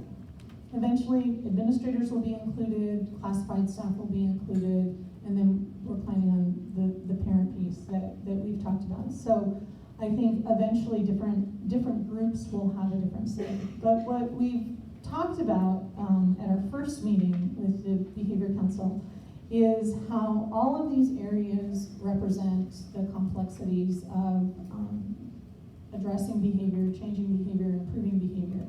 And so the group has ranked them 1 to 3, and when we get together at the end of the month, we'll talk about what the top 3 are and how we want to approach moving forward. We're also gathering information on how everybody feels about certain things so that we can move forward and talk about that. And then really sort of how you would eat an elephant, you do it one bite at a time, and this is a big problem to tackle.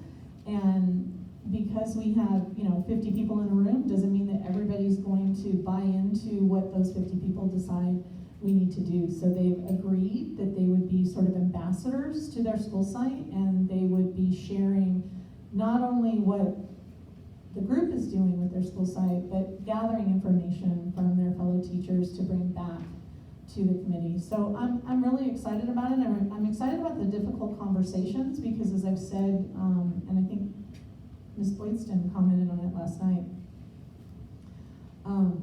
we're looking at all aspects, right? We can look at the research and we know what might be working and what the research will say will be working, but we're all the ones who have to implement the different pieces of it. And so what we're gonna do is we're gonna look at those things. You're always hesitant as a leader when you look at a large organization and say, gosh, you're gonna change this big thing, right? Like, you don't wanna change the student information system because it impacts everybody, or you don't wanna change the report card system because it impacts everybody.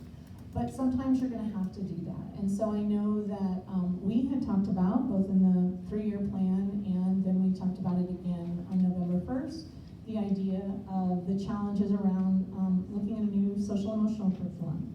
Teachers feel really strongly that we have a new social emotional curriculum. I think staff at the district office have felt very strongly that we needed a new social emotional curriculum. But we were clearly hearing the message prior to November 1st that we don't want to have to do anything new, right? And so we were kind of hanging in there. But then what we clearly heard from teachers on the 1st was, that's a new they're willing to do. And so I know Tanya's working on getting a group of teachers together, and we'll have a real adoption committee, and we'll look to that, and then we'll look for the funding to put that together. So I'm looking forward to what will come out of this. I think at the next meeting, I remember talking to Mr. Watson about this and with Mrs. Garibay as we were planning for these different meetings at different points in time, because Mr. Watson was board president when we started, and Ms. Garibay is board president now, that members of the Behavior Council will also be presenting at board meetings as well as at study sessions like this. Didn't quite seem fair to ask them to present or participate as panel members tonight because they really only had one meeting. But in the future, of course, the plan is that they will be. And I think the last one was questions. I appreciate everybody's patience. I know that was a long presentation to go through. I think what we'll do is we'll have the board ask a couple of questions or whatever questions we'd like to ask. What I would ask for the public is while we're doing that and asking questions, if you have something that you'd like to ask us during the public comment, please get this filled out and turn that right over to Pam in the blue so we can get your questions answered. Okay? So I'll start with Mr. Trunke. Well, I certainly would not want my colleague, Mr. Watson, to always feel tonight like he has to go last. So I would defer to him first, and maybe we'll go for this direction.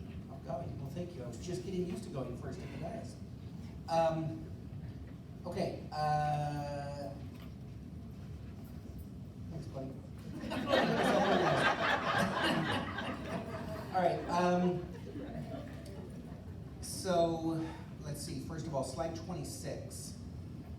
I appreciate the focus on parent communication. If we're not partnering with our families, we're fighting an uphill battle. On slide 26, the first section indicates parent notification. This is what happened, your child had an issue, right?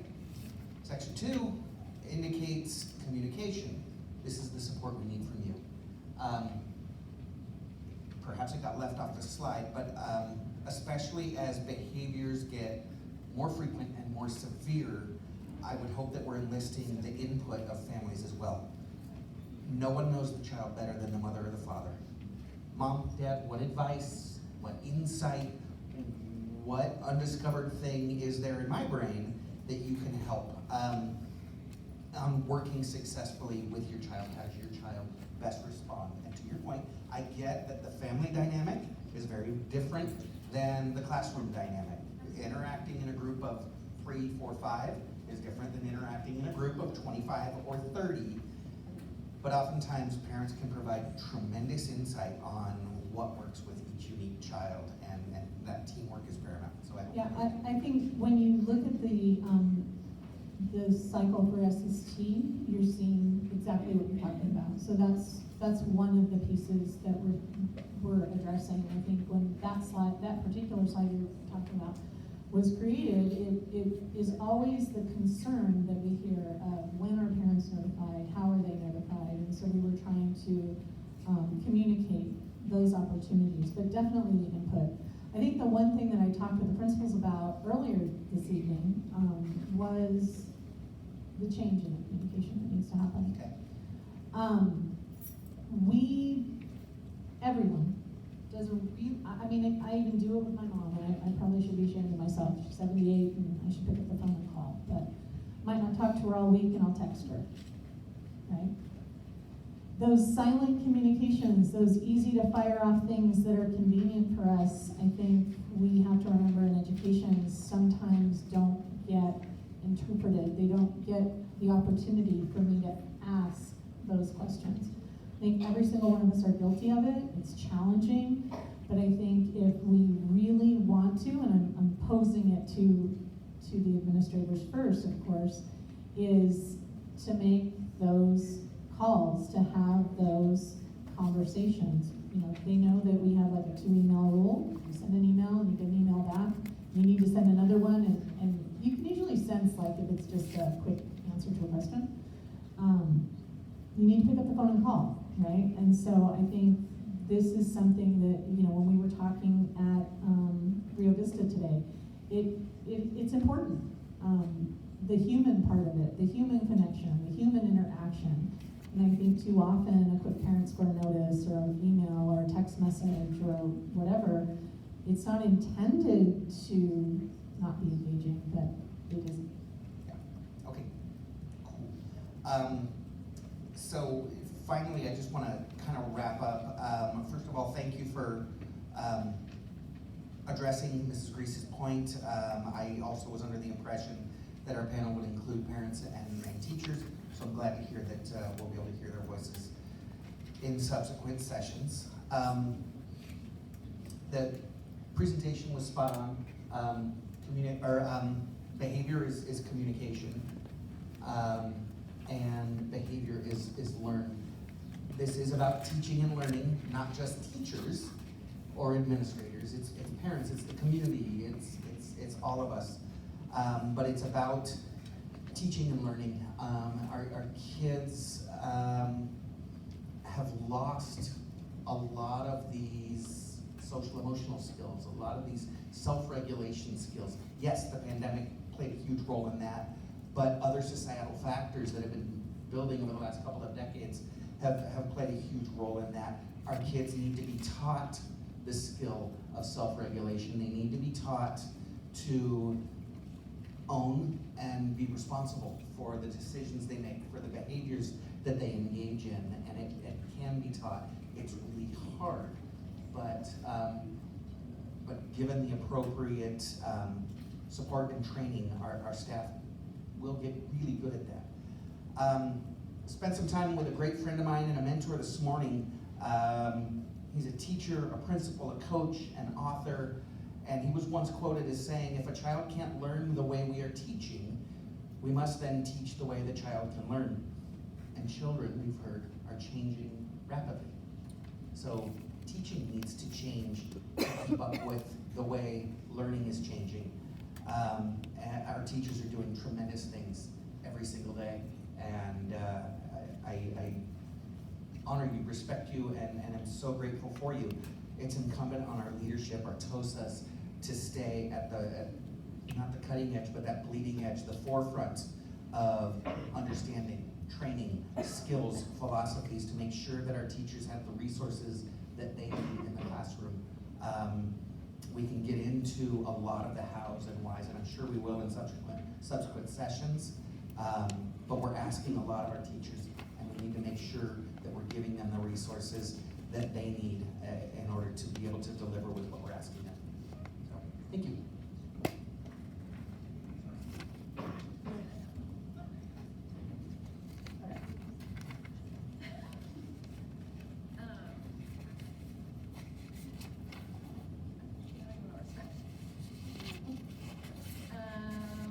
So I just want to, I think, comment on some of the things that Mr. Watson had said, and then Ms. Hawkins. But first, can I just get a, make sure that I'm not doing something I'm not supposed to be doing? The Keenan report was part of, it was agendized, and the report was public, correct?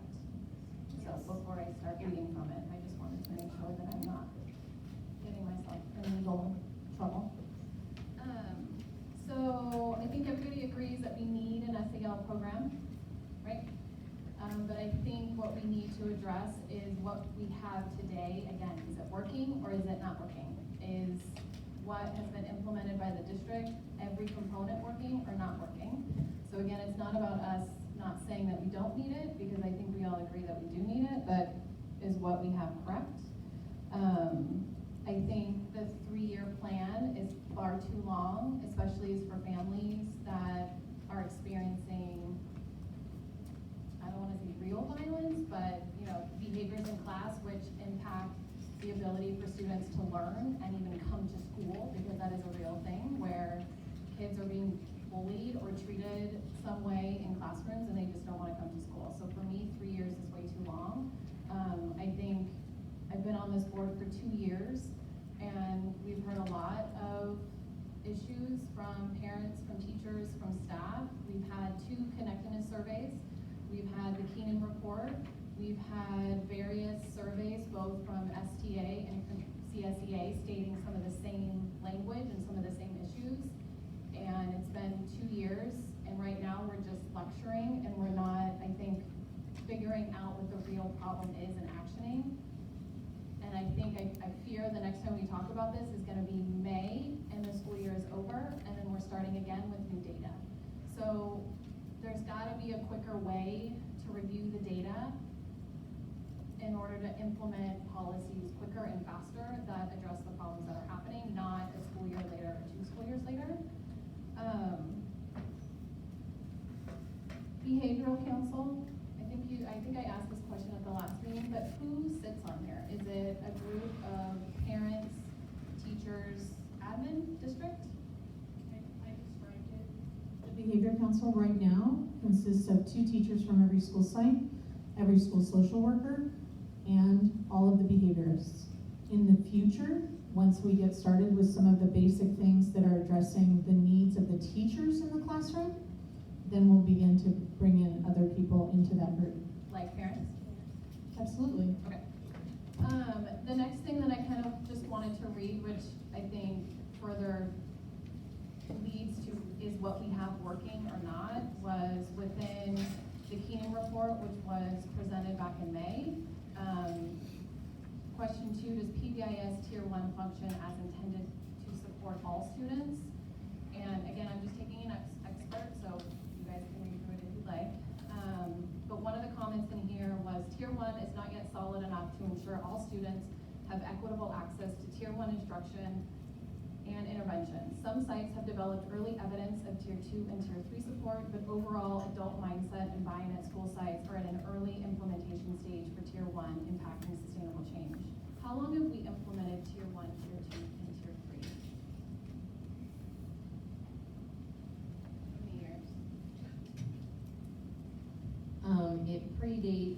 COVID, and my understanding, because it predates me also, is it was a site decision at the time when PBIS was first rolled out through the district. We have had our first kind of district alignment intention probably 2 years ago.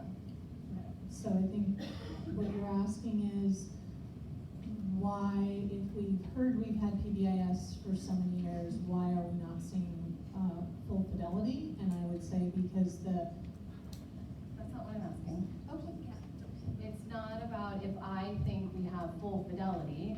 It's based on the comments within the Keenan report, which is a third-party assessment, that they feel.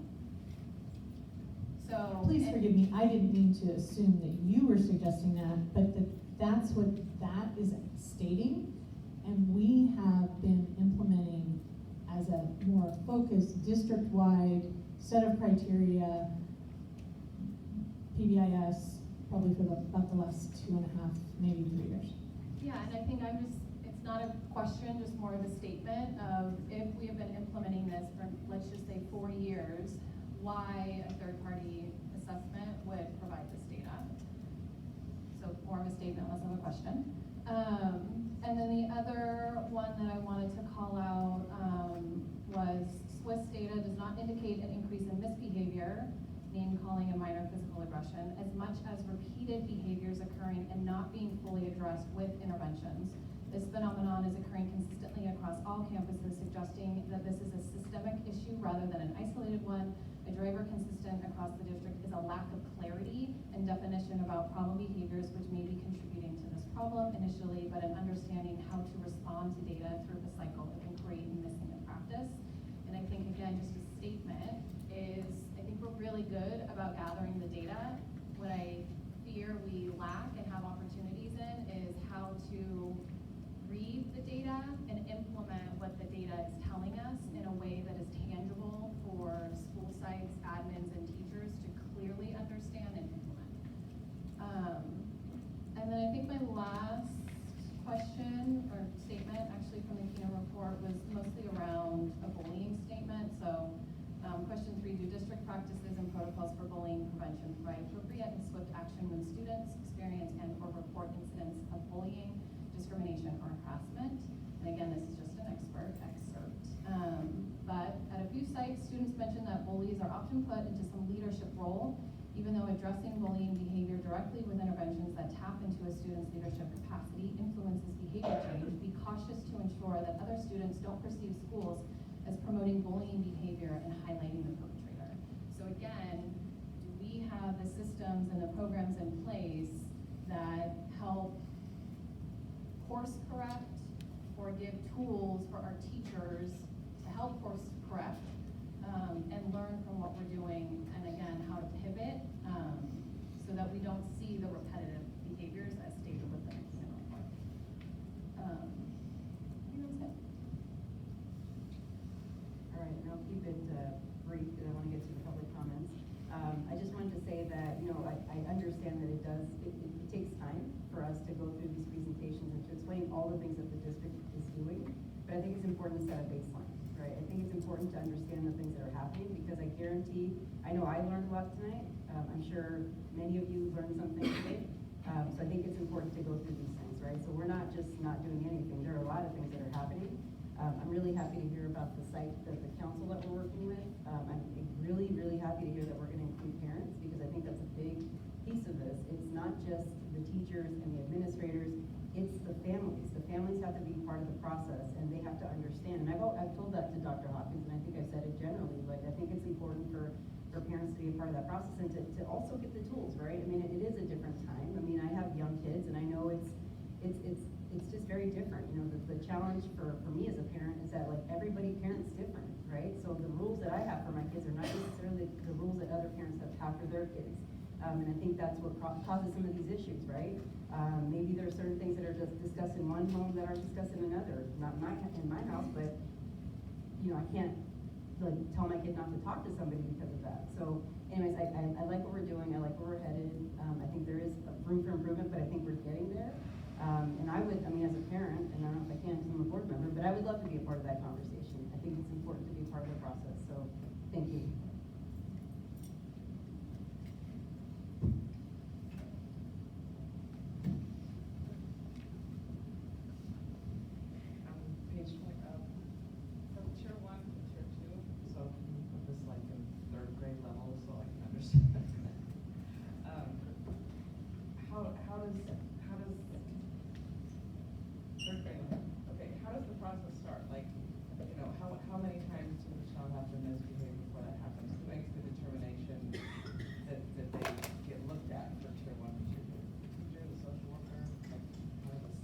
So it happens in various ways. It can happen from a family member reaching out and telling the teacher, hey, like this is happening, can you get someone to support my student? It depends on the situation as far as from a behavior standpoint. How frequent is it? Are we noticing a trend? Is it every Wednesday at lunchtime? So it's a collaborative process, but we also look at data like on report cards, in the social emotional learning screener.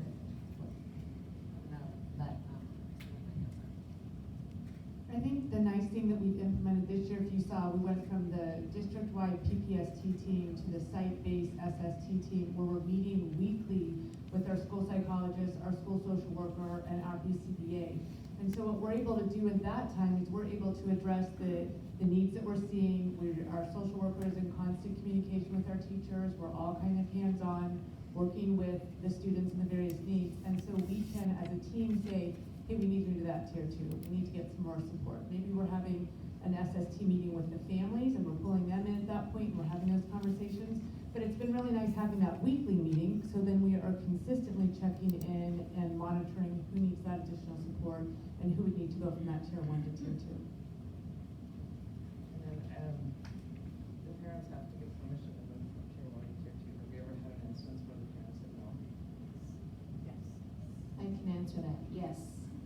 And just to add a little to what Ms. Belina said, if you have a student where tier 1 isn't being effective, isn't working for them, then at that point we would know because of the ODRs. And as a team, then we would look at tier 2 and really find out what we can do to support that student. And at that point, we would contact the parent and get permission from the parent. And then either do a check-in, check-out with the student or start off with a 2x10. So I don't know if we have time for me to explain the 2x10, but I really like them.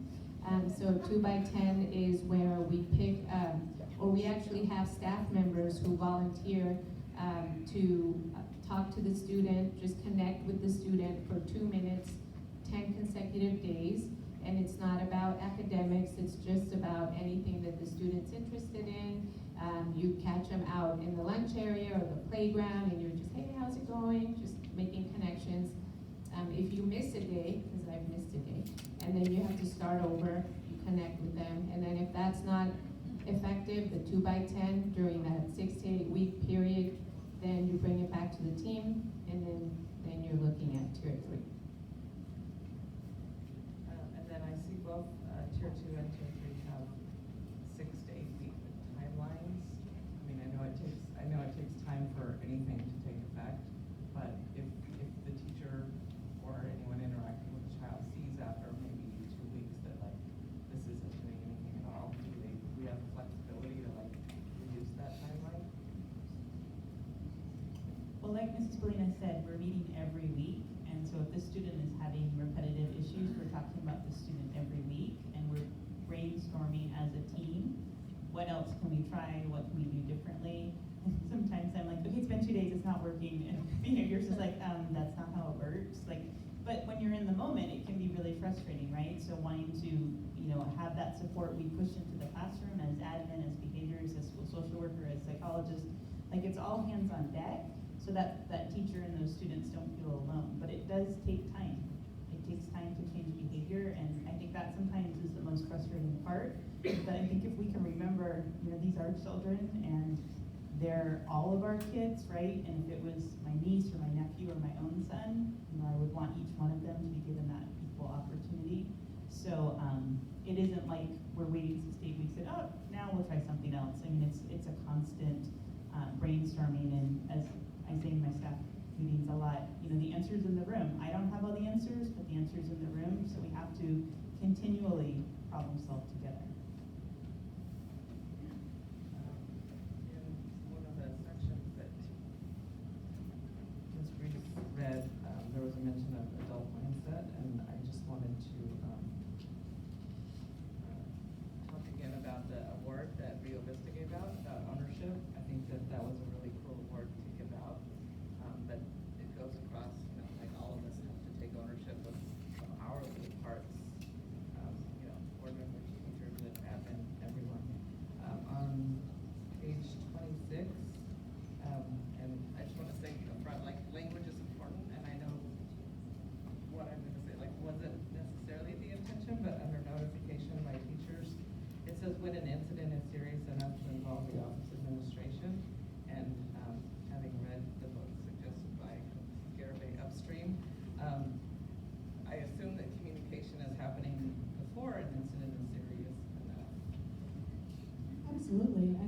our teachers do a really nice job of communicating with parents about situations that are happening in classrooms. And so it shouldn't be a shock, but sometimes it is. So we're working on it.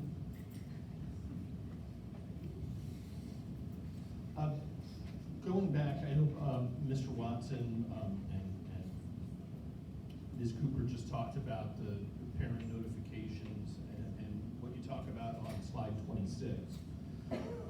Obviously, those are communications that are happening adjacent to there being an issue. And then looking at page 27, I see family engagement session, 32 family engagement sessions.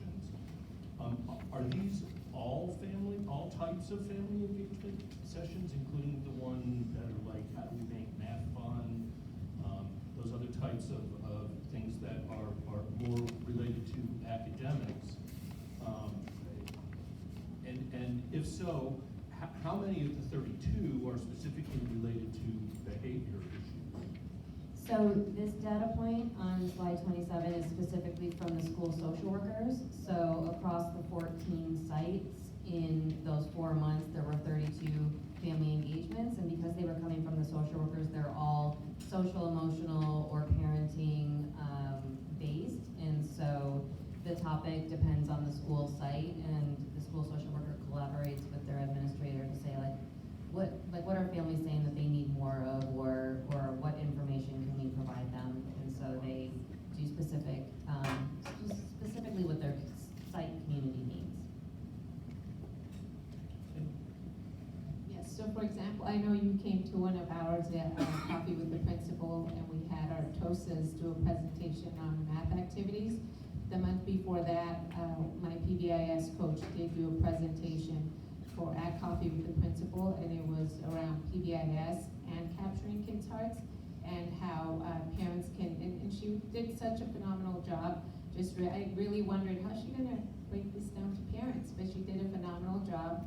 And it gave parents strategies on how to work with their children at home, and even their spouses, so it was very beneficial. Can you share sort of attendance, how well attended these were? I think Dr. Hawkins talked about it earlier. We all kind of have the same, we share our Coffee with the Principal topics and things, so I think a lot of us at the beginning of the school year did PBIS, and the school social worker helped present. At my school, I can only speak to Rosedale. I feel like I have a lot of the same parents that come. They're also the same parents that volunteer often. They're very prominent on campus, and so we do. I personally, as a principal, I do struggle with wanting all of my families to come. I feel like I have decent attendance, but decent attendance is like 20 parents, right? And so out of a school of 668 kids, you'd wish you'd have a family member for each one of them. We tend to not have that. So it is looking to see how can we make sure that all of the families get the information, or all of the families will participate, because oftentimes I feel like the families that come aren't necessarily those that need the help and support, right? Those are the ones at home that already understand a lot of what we've learned tonight, but it's looking to see how we can get those that might need some additional help and support. Extra donuts for the families that bring a friend. Right, exactly, yeah. Seriously, find a friend, bring a friend. Thank you, and I certainly hope that at the behavior council level that there can be a bit of discussion on some strategies that we can employ to try and increase the number of parents and families that we have attend those sessions. I don't have any more specific questions, but on a more general note, obviously all of the stuff that we're talking about here is really a framework that we're establishing, or some of which we have established in the past, some of which we're making changes to, some of it is perhaps a little bit new. Can you talk about practically how teachers, parents, and so forth, how all of us work within that framework, and how teachers work within the framework in their classroom on a hour-to-hour basis, a day-to-day basis, in some general terms? I don't know if I can go hour by hour because we have limited time, but I will say that site-based, again, speaking at Rosedale, we have a PBIS team of teachers. We've got our school social worker sits on it. We've got teacher representation, parent representation, classified representation, and we discuss the needs of and how to continually implement where can we make changes and how can we better support the students with their behavior needs. For example, we were struggling with where students were standing in the morning, like the different zones, because we have a lot of students, first through sixth, that are standing out on the yard all together. We needed to make some changes. My PBIS team helped me develop a slide deck to help lay out the expectations of where you're supposed to stand and where you're, what you're allowed to do in the morning. They presented at a staff meeting. They shared it with the teachers. The teachers then had an understanding. Okay, this is the changes that are coming, and then they push it into the classroom and they teach the students. Now we're all accountable for the expectations that we have on campus. So it's constantly evolving. It's a framework that we have. We work within, the confines or the framework that we have, but it's evolving, and we have to, in real time, address the needs of what we have. So again, we did behavior in the morning. We've done behavior on the yard. We have our matrix, but the matrix is, for those, I think everyone knows what the PBIS matrix is. It's a living document, so we can make changes if we want to, and as we see needs arise, we'll make changes and then teach the expectations to the students, hold them accountable. It's cyclical, right? We're constantly looking at it. And I think that's where the data is so important, because when we look at that every month in our PBIS team meetings, we're able to make recommendations to the staff about areas where we see that we still need improvement, and the team brainstorms different ways to go about making those improvements. And again, our behavior support team, like with the school psychologist and the behaviorist and school social worker, drawing on their expertise, they've helped do some presentations. We will meet very frequently with teachers one-on-one and in a meeting, brainstorming together before school about students, and then wanting to figure out, even if there are particular classes that have challenges, what are some lessons that we can do in those classes to help support students.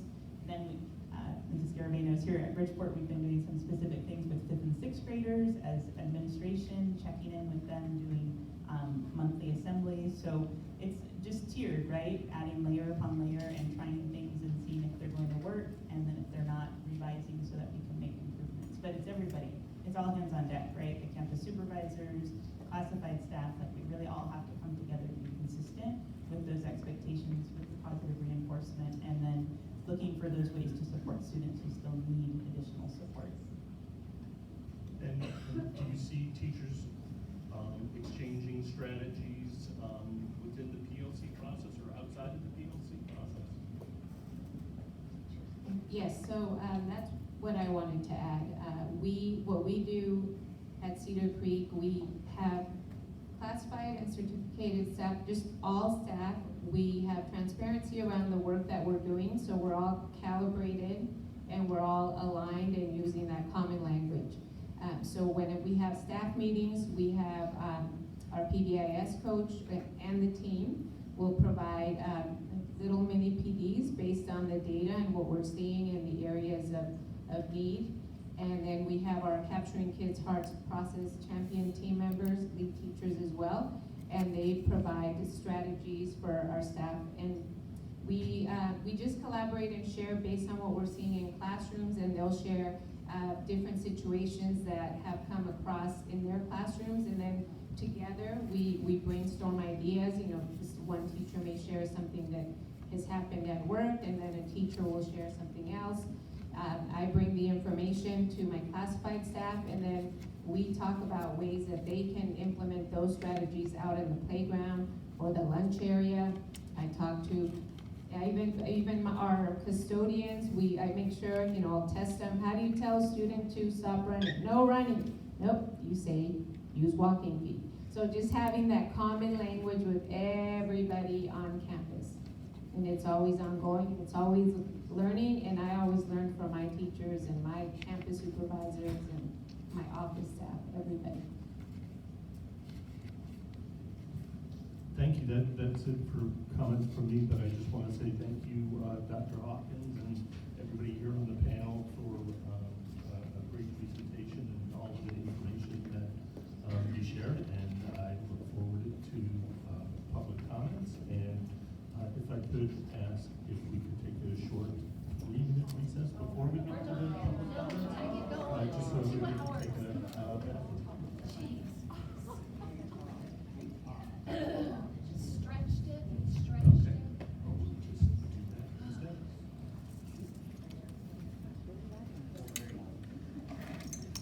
I'm sorry, and that's one more thing.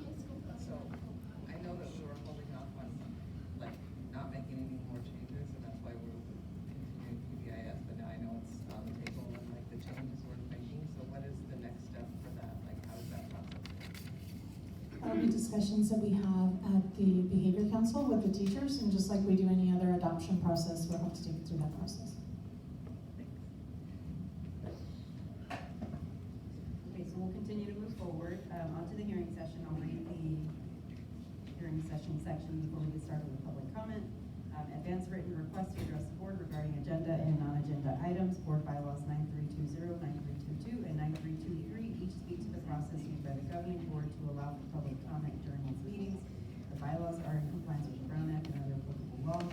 Board bylaw 9323 specifically outlines the process for members of the public to address the governing board on agenda and non-agenda items that are within its subject matter jurisdiction. Members of the public wishing to address the governing board are asked to do the following prior to the start of the public comment section of the meeting agenda to ensure that appropriate time is allotted for all interested speakers and topics. The speaker must either complete a speaker card or for each item they desire to speak on, and or notify the assistant to the superintendent of each item if attending the meeting in person.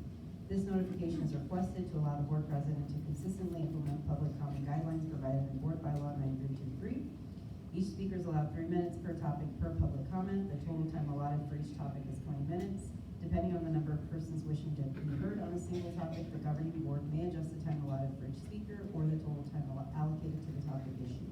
The president of the board may take a poll of speakers and for and against the topic issue to determine how best to allot time on each topic issue.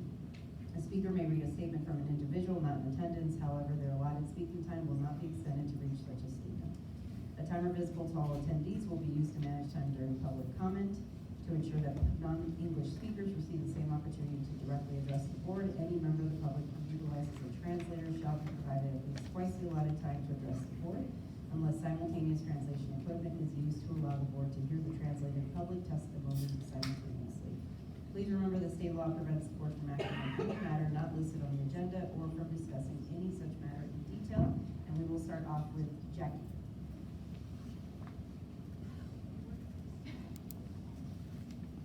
Hi. Okay, so 3 minutes, is that what you said? Is that how long I'm supposed to do? Oh, started. Okay. On this little iceberg thing, I know that some of those things can be a slow process, but danger cannot. On this little graph with the total numbers for this partial year is 1,678. I think you mentioned 12,000 students, roughly that's 10%, which feels like a big number to me. Then it goes on to have very small numbers after that, so I don't know how that works. And then I don't think you should have to ask for parent permission for tier 2. If it's needed, I think you should do it. Okay, now what I meant to talk about. So I'm just going to read because that's how it's gonna go. Can you hear me? Yes. Okay. My name is Jackie. Let me start by saying that I do not want to be here. My kids are home. I've been at work. My firefighter husband is finally home.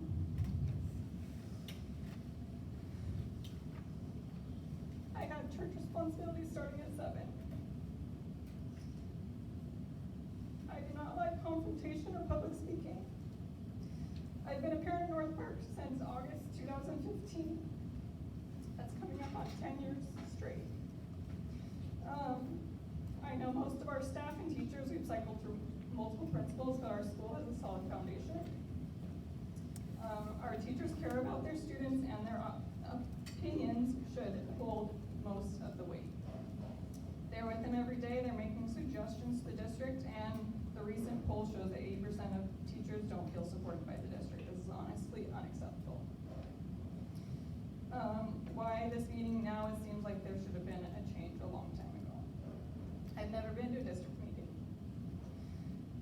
I had trusted that the right things were taking place. Now my older two are at Rio Junior High. So I have something to compare it to. The way this SUSD deals with discipline is not working. I asked my older two if they feel safe at Rio, and their answer was yes. They have more admin around, and teachers should focus on teaching and not punishing. That was their direct quote. If I don't speak out for my kids, who will?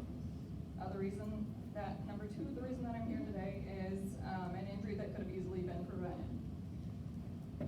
My third grade son was kicked in the stomach at lunch.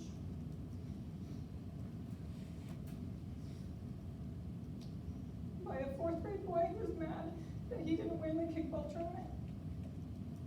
He came around the back of my son, and he never saw it coming. Luckily, I was volunteering on campus that day after lunch. So after going to the nurse and not being in class when I showed up, getting ice packs, and walking back to class, he was still crying.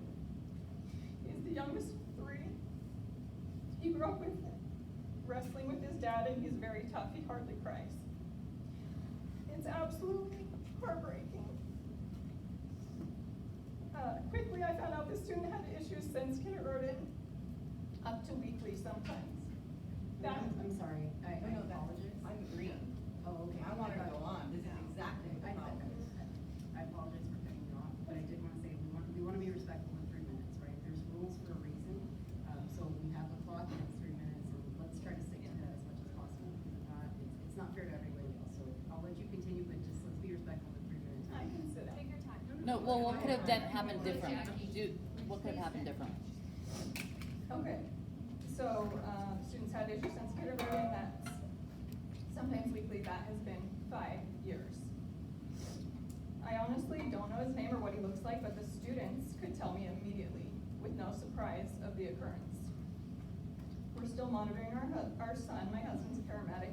If he had fallen and hit his head or been kicked in the chest, this could be a whole other level of trauma. Here's part of an email that I wrote but never sent. I was very frustrated. And I never sent it because I didn't want to offend or hurt anyone's feelings. Adam went back to school Thursday. He missed one day. I asked him, he missed a day because he felt that the kid was going to beat him up if he saw him again. In the morning, I asked, after the day he went back, I asked him how he felt. He said nervous. My child should feel safe at school. I'm going to read a quote. I'm not sure where it's from. I can email you if you want. All students and staff need a safe, supportive school environment in order to succeed. A safe school is one where teaching and learning are not distracted. Disruptions are minimized. Bullying and fear are not present. Expectations for behaviors are clearly communicated, and consequences for infractions are consistently and fairly applied. CTA believes that discipline, order, and safety are essential for an environment conducive to learning. A truly safe school setting must extend beyond freedom from danger to freedom from fear of danger. You mentioned throwing chairs, and that teachers are not going to put their hands on that child. I think there's a full stop there. That is completely unacceptable, and I've heard about it at multiple schools in our district. Dr. Hawkins, you mentioned our hands are tied at the beginning of this meeting. I don't know what that means, but I'm not going to take that as the answer. It feels the bully is the priority in our situation, not the victims. If this was an out-of-blue situation, I would be more understanding, but it's obviously not. This happens often, which is completely unacceptable. I was met with, when I requested how it's going to look going forward, the punishment was this child missed the last day of the tournament, which is the day that my son was gone anyways. That was his consequence. And then when I met with our principal about, I had assumed that they were not going to be at recess and lunch anymore together. That was not the case. The only punishment was that he missed the tournament. And the comment was, we're working on correcting behaviors. Okay, I'm going to go ahead and cut you off. Okay. I want to make sure that we're respectful of everybody else's time. I appreciate your time.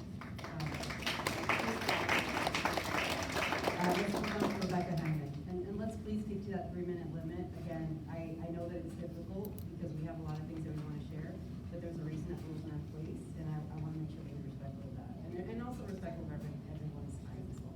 Hey, Kathy. Yeah, okay. Hi, I'm the parent of an autistic child. I know what violence is like in the home.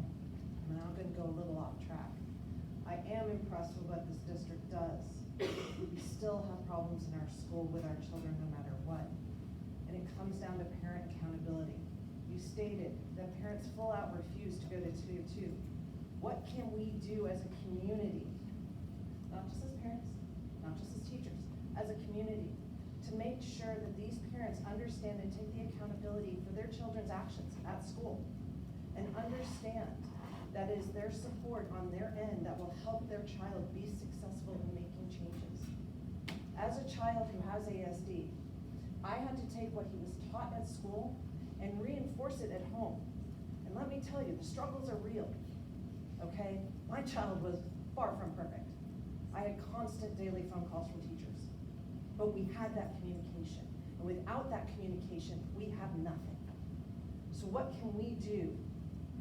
We cannot out the privacy of these children, but we need to, as a community, find out what we can do to help parents. Could we implement a Saturday school? We did Saturday school, very successful. We have amazing support. Could we get Golden Oak or get COC or the city to start doing parenting classes at low fee or no fee to help parents understand that their children are struggling in school and they're gonna struggle in life without support? That's what we need to change, and we need to do something as a community, not just as a school. Thank you. Ingrid Boyson, and after Ingrid is Amanda Woodruff.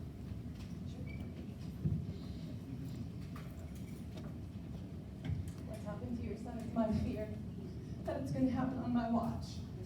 Because I have students who, and I know it's not their fault, but they cannot control their behaviors. They kick children in the stomach and in the neck. But because it's not his fault, and it isn't his fault, it's only addressed afterwards. Yes, you come every time I call, but it's after. What's going to stop it before somebody gets hurt?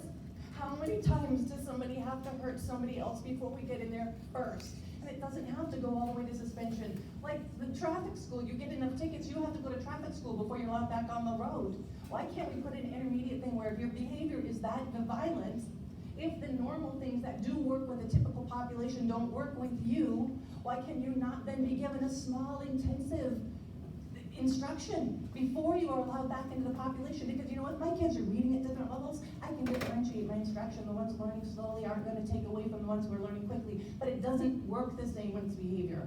If I ask gently and kindly and they don't listen, what then? When you say you give them the reward or whatever, what's the whatever? We don't have it. My questions are, we keep talking about parent transparency. No. I'm told what not to tell my parents. I am not, am I incorrect in this? We're not allowed, we're not supposed to describe what actually happened. I was reprimanded a couple years ago for telling a parent exactly what happened. And I've been told since then to stop talking. I've been told you can't talk to that parent about that. You can't explain that.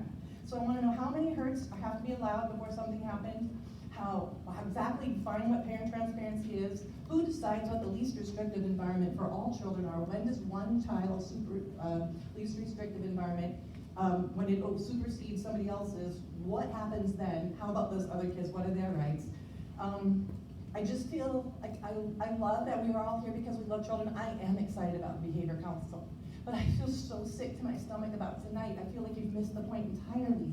Yes. We know what happens. We know how it works with a typically developing population. Our concerns are the kids that are not within that realm. That's why I was saying we need to have the special ed on the council, because if we're going to be doing inclusion should mean a place where the classroom is prepared for that child's special needs. You can't just push them in and shut the door and say, I'll see you in 90 days, or even I'll come in and help after the incident's help. It isn't working. I'm sorry, I'm such a wreck. But that is seriously my nightmare. My husband will tell you I'm sick to my stomach about coming to work because I don't know what's going to happen about these children, and I love them all. I am not calling down any kid, okay? But You don't understand what we're talking about. If you spend that much time telling us how great everything is, you don't understand what's going on. And I'm not trying to be mean. I'm not trying to throw anybody under the bus. I know you care. I know you love the kids too. But please wake up and realize it is not working.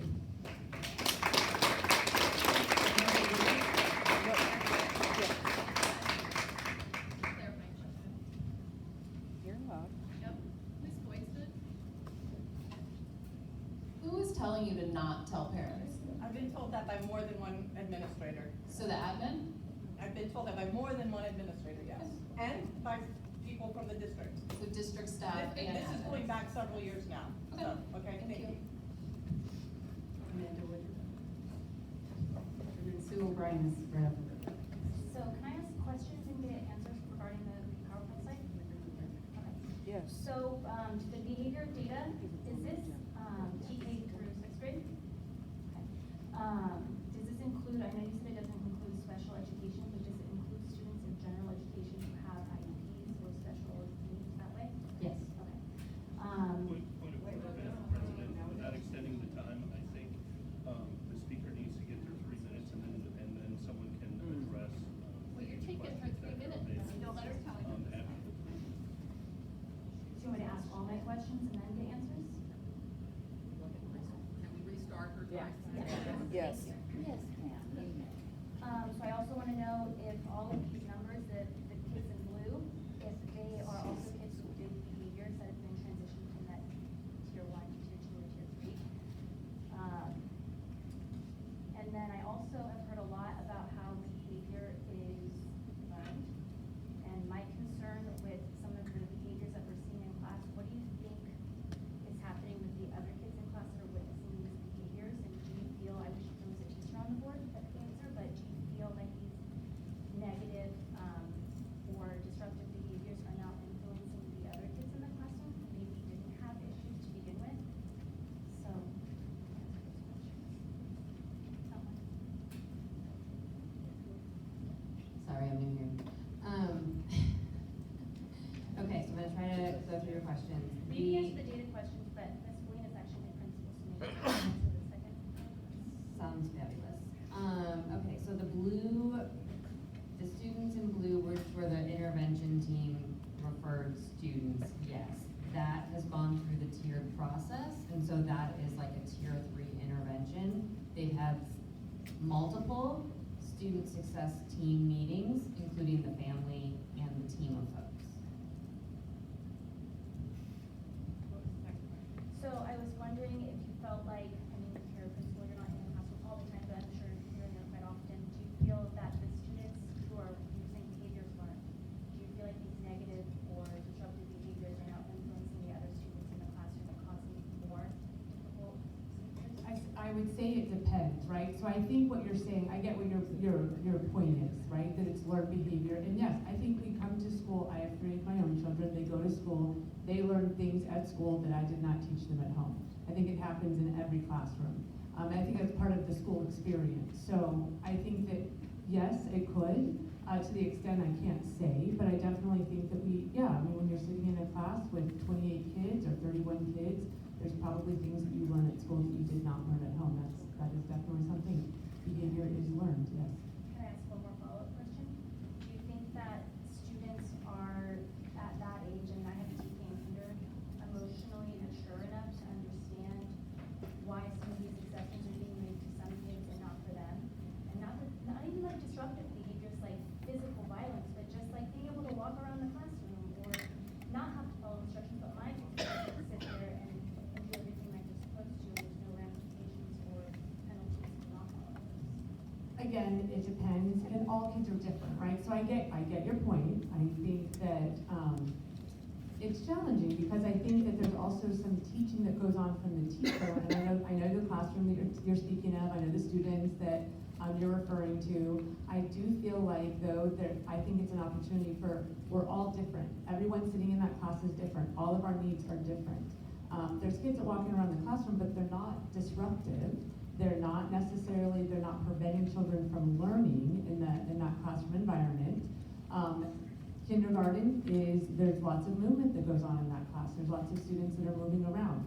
And so, I guess I'm not sure if I'm addressing your question correctly, but I think you are. I'm in the classroom a lot. I'm in there every single week in both my kids' classes, and so I do feel like, while it's not violent or physical, it is disruptive. And like that's just my personal experience. I had a different experience at Palmer's. We were also there for TK, and we had a student who was violent and vulgar language, and that had other ramifications that I had to deal with at home as well, and things that I'm not ready to explain to my kindergartner or my TKer.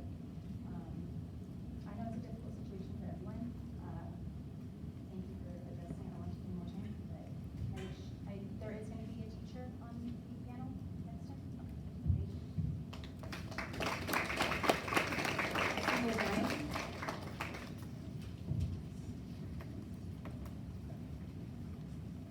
Hi, everybody knows Linda's the one that has the eloquent speaking. I'm just the one that sort of blurts it all out, sorry. We're up here today trying to address the needs that we see at all our schools. Tier 1, Tier 2, and Tier 3, that's the teachers. We're in our classroom, we're doing Tier 1, we're doing Tier 2, we're doing Tier 3. If you follow the tiers, 8 weeks, 8 weeks, 8 weeks, and then an SST, and then another 8 weeks, and then we're running out of school days. I mean, and then reset it the next year. And I get it, because I want my kids to come in with a clean slate. On Friday, I say, okay, let's start off next week brand new. You know what? New situation, new everything. And I don't like carrying over to the next year, but I don't know what to do if our process takes that long to follow a circle. I mean, we have these behaviors that we're seeing. You're saying, you know, some kids just need a break. I don't know you guys, but TKers, kinders, and first can't just take a break around school without somebody with them. And I can't go with them. I know they can't. I have 6th graders, so at least I can say, go to the bathroom, you're good, hopefully. Have we tracked how many code pinks we're having? Because you really need to know what a code pink is. A code pink is when walkie-talkie goes off and says, somebody get over here. I didn't see that on the paperwork, and it needs to be there. Teachers and CSEA are putting in these ODRs. Guys, there's a lot of extra work. CSEA is on the clock for this minute, this minute, and this minute. It's very hard for them to also then fill out these ODRs. I get, it's a paper, office will put it in. Just telling you, I don't think it's all there. We are telling you, it's not all there. We're trying to let you know it's not there. What Ms. Boydson said, what parents are telling you, we're trying to let you know. We're not trying to make it worse. I've been teaching for 36 years. I love this job. I demand my daughter loves this job. I want my son to love this job, and they do. My husband's a teacher, my father-in-law's a teacher. This is forever. It's never gonna end. I just want it to be better. I love it. I don't know when retirement comes. That's a scary thing. When I stop improving, when I stop loving it, that's the time I need to stop out. It's not now. But we need to make some changes in order to make this place safe for all of our kids, our teachers, our staff. Thanks.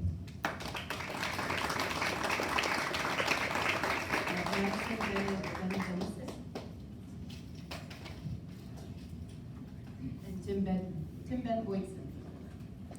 Hi,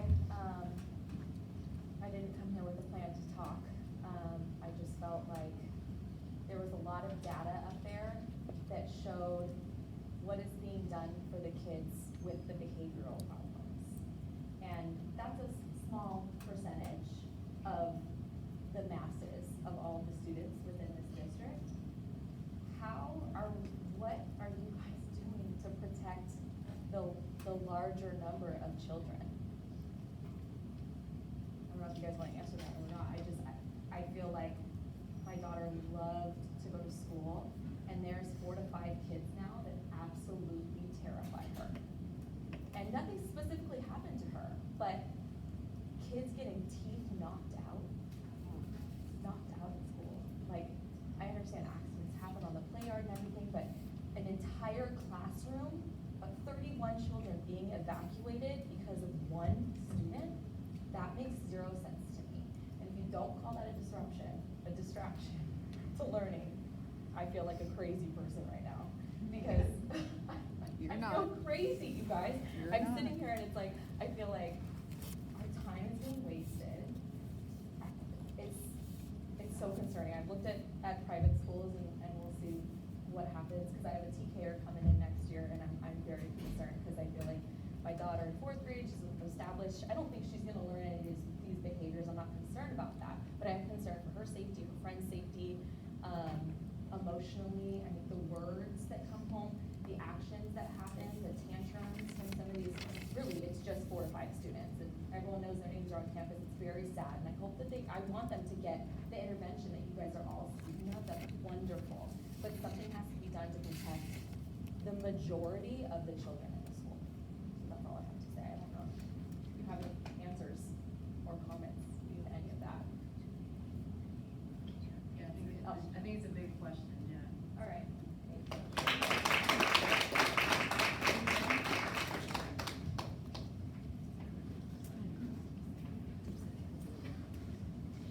Tim Van Boysten, and I thank you for your time. And just very briefly, the first, almost all of the first 3 hours, what we call in the show business, we call that a 15-minute story crammed into 3 hours. You guys, this was not a very good presentation, honestly. I'm sorry. Okay, some of it was good, but everyone can read a PowerPoint, and that's not why they're here. Simplify it, then take questions and answer the questions. The question right here that was just Madison just asked was not answered, but really it needs to be answered. It's going to be one of my questions, so I'll ask it again. What about the other 28 or 30 kids? Okay, you need to speak to them, because each and every child is supposed to have an equal education. Okay, and so if you stop the learning for 30 kids for half an hour, an hour, you add it up. My question for Ms. Barrios, since she seems to be thinking it's okay for kids to just take things off the walls and throw it, I just want to let you know, do you consider throwing a chair or other item in a classroom, are those considered weapons?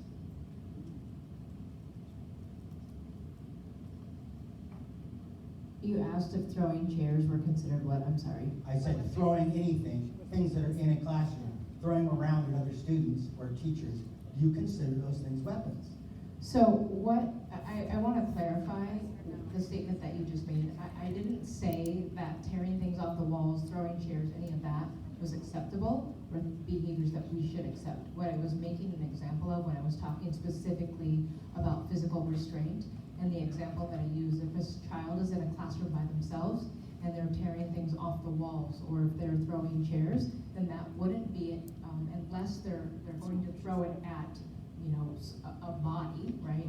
Then that isn't a time that we use physical restraint. I was using that as an example, not to say that I agree that students should be allowed or it's acceptable to tear things off walls or throw chairs. So it is the policy of the district, first of all. There's only one kid in there, and it's probably not much of a class going on. But just to go back to the question, is it the district's policy in Saugus to evacuate the room and not touch the child? So again, it really depends on the situation. If we have a child that's having a behavior moment and we are not able to de-escalate or redirect or move that child away, one of the strategies that we might use is to have the other students as a safety measure to go outside for an extra recess, go to a flexible learning area to continue on their learning. I wouldn't say it's a policy, I would say it's a practice, and again, it really depends on the student and the situation. So the teacher has latitude. You see, this is the kind of question that if I was teaching, would want to know the answer to. Specific questions like that. So that the teacher that's the one in line of fire and the kids they're trying to protect that are in line of fire, they would know exactly what to do because you have a policy. But you don't. And if you don't, then make it clear that the teacher has the latitude to use their best judgment to protect the children. That's all. Thank you, Mr. Boyce.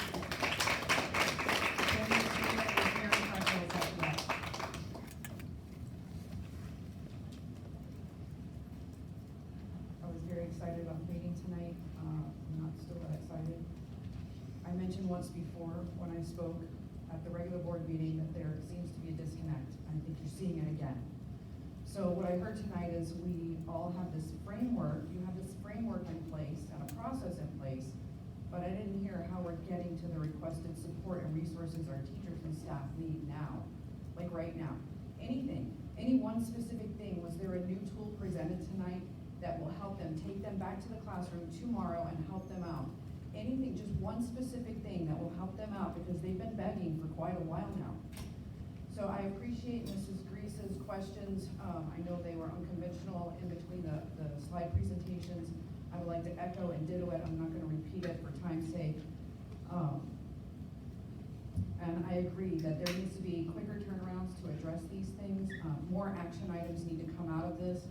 I'm hoping maybe these little in-between meetings that you're going to have with the actual council will generate some action, so that when we have this next meeting, the next special one, what, in May or June, whenever it's happening again, that you can actually bring some action items and show these are the things that are happening. And we'll hear the teachers come in and say, thank you for doing this, and thank you for giving us this, and we have the latitude this, and we've corrected that. That's what I want to hear next time.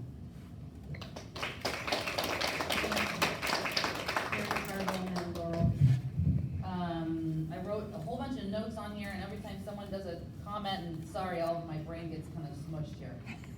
Number one, I want to remind you that subs are not invited to any training. I don't know how many substitutes you had at each of your schools today. I've walked in and there's 10, 12, 15. They are never invited to any capture of the heart, MTSS, 0 trainings. My Lord, if there was a district-wide training and you had schools full of subs, Lord help me, don't take your kid there. If you do invite parents or teachers or whatever to this panel, this future panel, or even to this behavioral committee, please don't invite parents and teachers that are really happy. Please invite parents, in fact, invite the 55 bullied people, however many that was. Invite the 128 from 2023, invite them. Please don't invite parents and teachers that love you, okay? Because that's not gonna really be helpful if they're just a yes man and shaking their head. Where's flow charts? Where is Rosedale, West Creek, they have flow charts. You hit, this is what happens, an arrow. Where is that in this presentation? I'm sorry, this info is skewed. Principals want to keep their job. I doubt they probably, Rosedale's probably had about 20 physical issues since August, at least that I know of. It's not tracked here. So that's not good. In Ed Code, the word encouraged is used, I noticed twice. Don't suspend, encouraged to provide alternative, and I see in this other Ed, it's encouraged. I walk into Saugus High and other schools, there's kids sitting in the office during lunch. There's kids sitting in during nutrition. Yes, it happens. To go to in-office suspension, I'm sorry, that's a reward. Oh, little Johnny, you've been, not making good choices, so come to the principal's office where I have a plethora of toys and a Chromebook that you can do a ABC or something on. No, that's not good either. Kinder and TK have high levels of incidence. How long does it take to assess a child? We've talked about shorter times for TK and kindergarten. Maybe we should have a longer open house for them. Maybe we should have the kids around where the teachers and the paras can assess them and think like, oh, those 5 might be,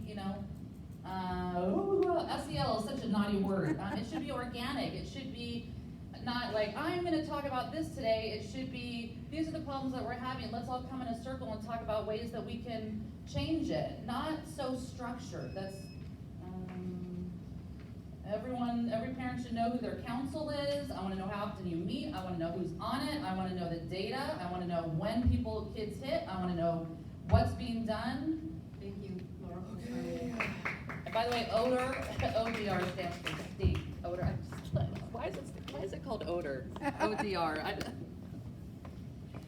right, good evening. Wow, this presentation was very overwhelming for probably the average parent or probably teacher. Not gonna like probably what I'm just gonna say right now, but before I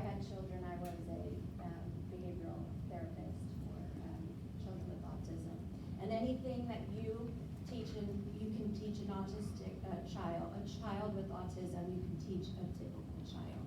Okay, so basically, for this program or for this thing to work, for PBIS and all this to work, if every person, whether principal, everybody who is involved with behavior, if everybody involved in helping a child decrease or stop their behavior is not consistent or implementing it in the same way from the start, it will never work. I saw it time and time again. I had to teach over and over these parents that were exhausted and frustrated with their children, that they did not get regular breaks from any of these behaviors that their children were going through. And it never worked. We could never solve the problem because it was never consistent. Okay, it's never going to work if you are not doing it consistent. There needs to be a simple, clear, concise way for all of this information to be given to teachers, principals, across the board, because this is extremely overwhelming. I'm sorry. I mean, in the class, gosh, I saw this firsthand at Mountain View a little while back, where I was volunteering in the classroom, and a child was so mad, started ripping stuff off the walls, throwing things, and they removed that child from the classroom. That's not the way that you handle that situation. That's teaching that child that behavior is acceptable, that they can escape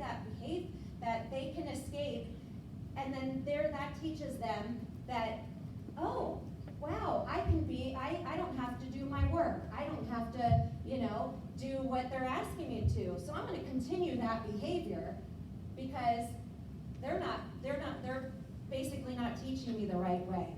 So what that child should have learned was that they need to clean up that whole entire room. And so that means taking the pictures, putting them back on the thing, pushing in the chairs. That's the way that you teach children to stop doing a behavior. Thanks.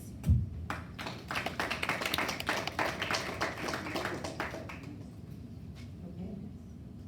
Does the board have any questions, comments, thoughts?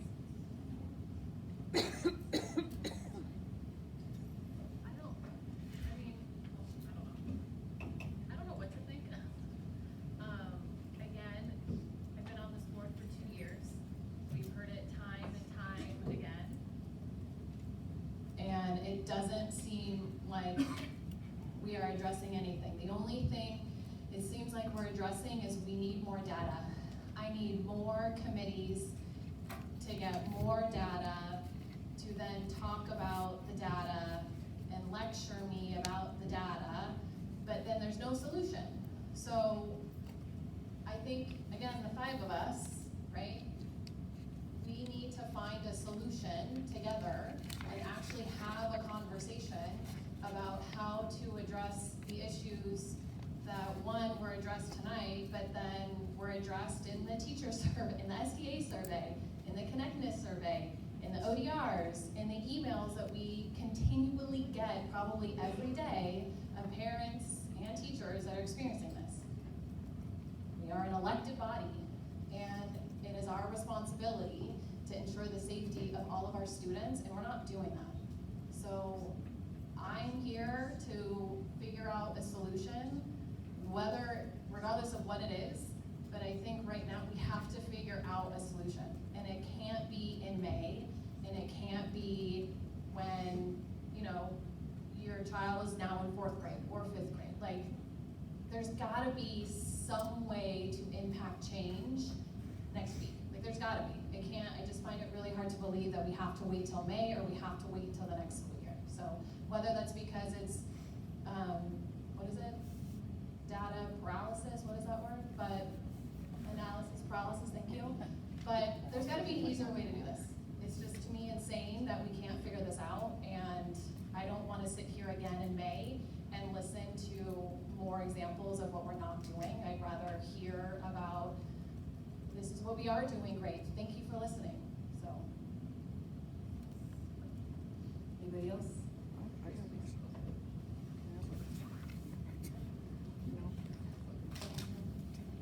No, I would just like to say, I think one thing that I've learned, and I hope that a lot of people take away from this, is that there is no magic bullet. Every situation, every child is a little bit different, and I think having the framework in place is very important. I think there is flexibility, as I think you were describing to me, about how things are done practically on the ground on a regular basis. There's flexibility there to do what's in the best interest for that particular student, and also recognizing what's in the best interest of all of the other students in that classroom, on that playground, wherever something is happening. And I just want to say thanks again to everybody for the presentation and all of the work that's gone into it. And I'll just add, when we talk about solutions, I think that what we're looking at is the framework of the solution. I think we've had outside eyes that have looked at a lot of the stuff that we are doing and have made very specific recommendations about how we can make improvements. Implementing certain programs with more fidelity being certainly one of them, but certainly others. And I think we have very specific plans about how to do a better job of explaining the framework and continuing the process of improvement to get better results. There isn't a specific plan though. I have a question, sorry.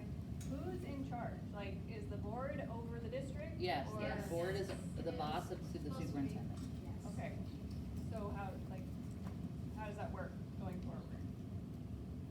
The board provides oversight to the school district. So you make decisions and then you just tell them directly, this is how it's. We set vision and policy and give that to our one employee, the superintendent, who then oversees the rollout.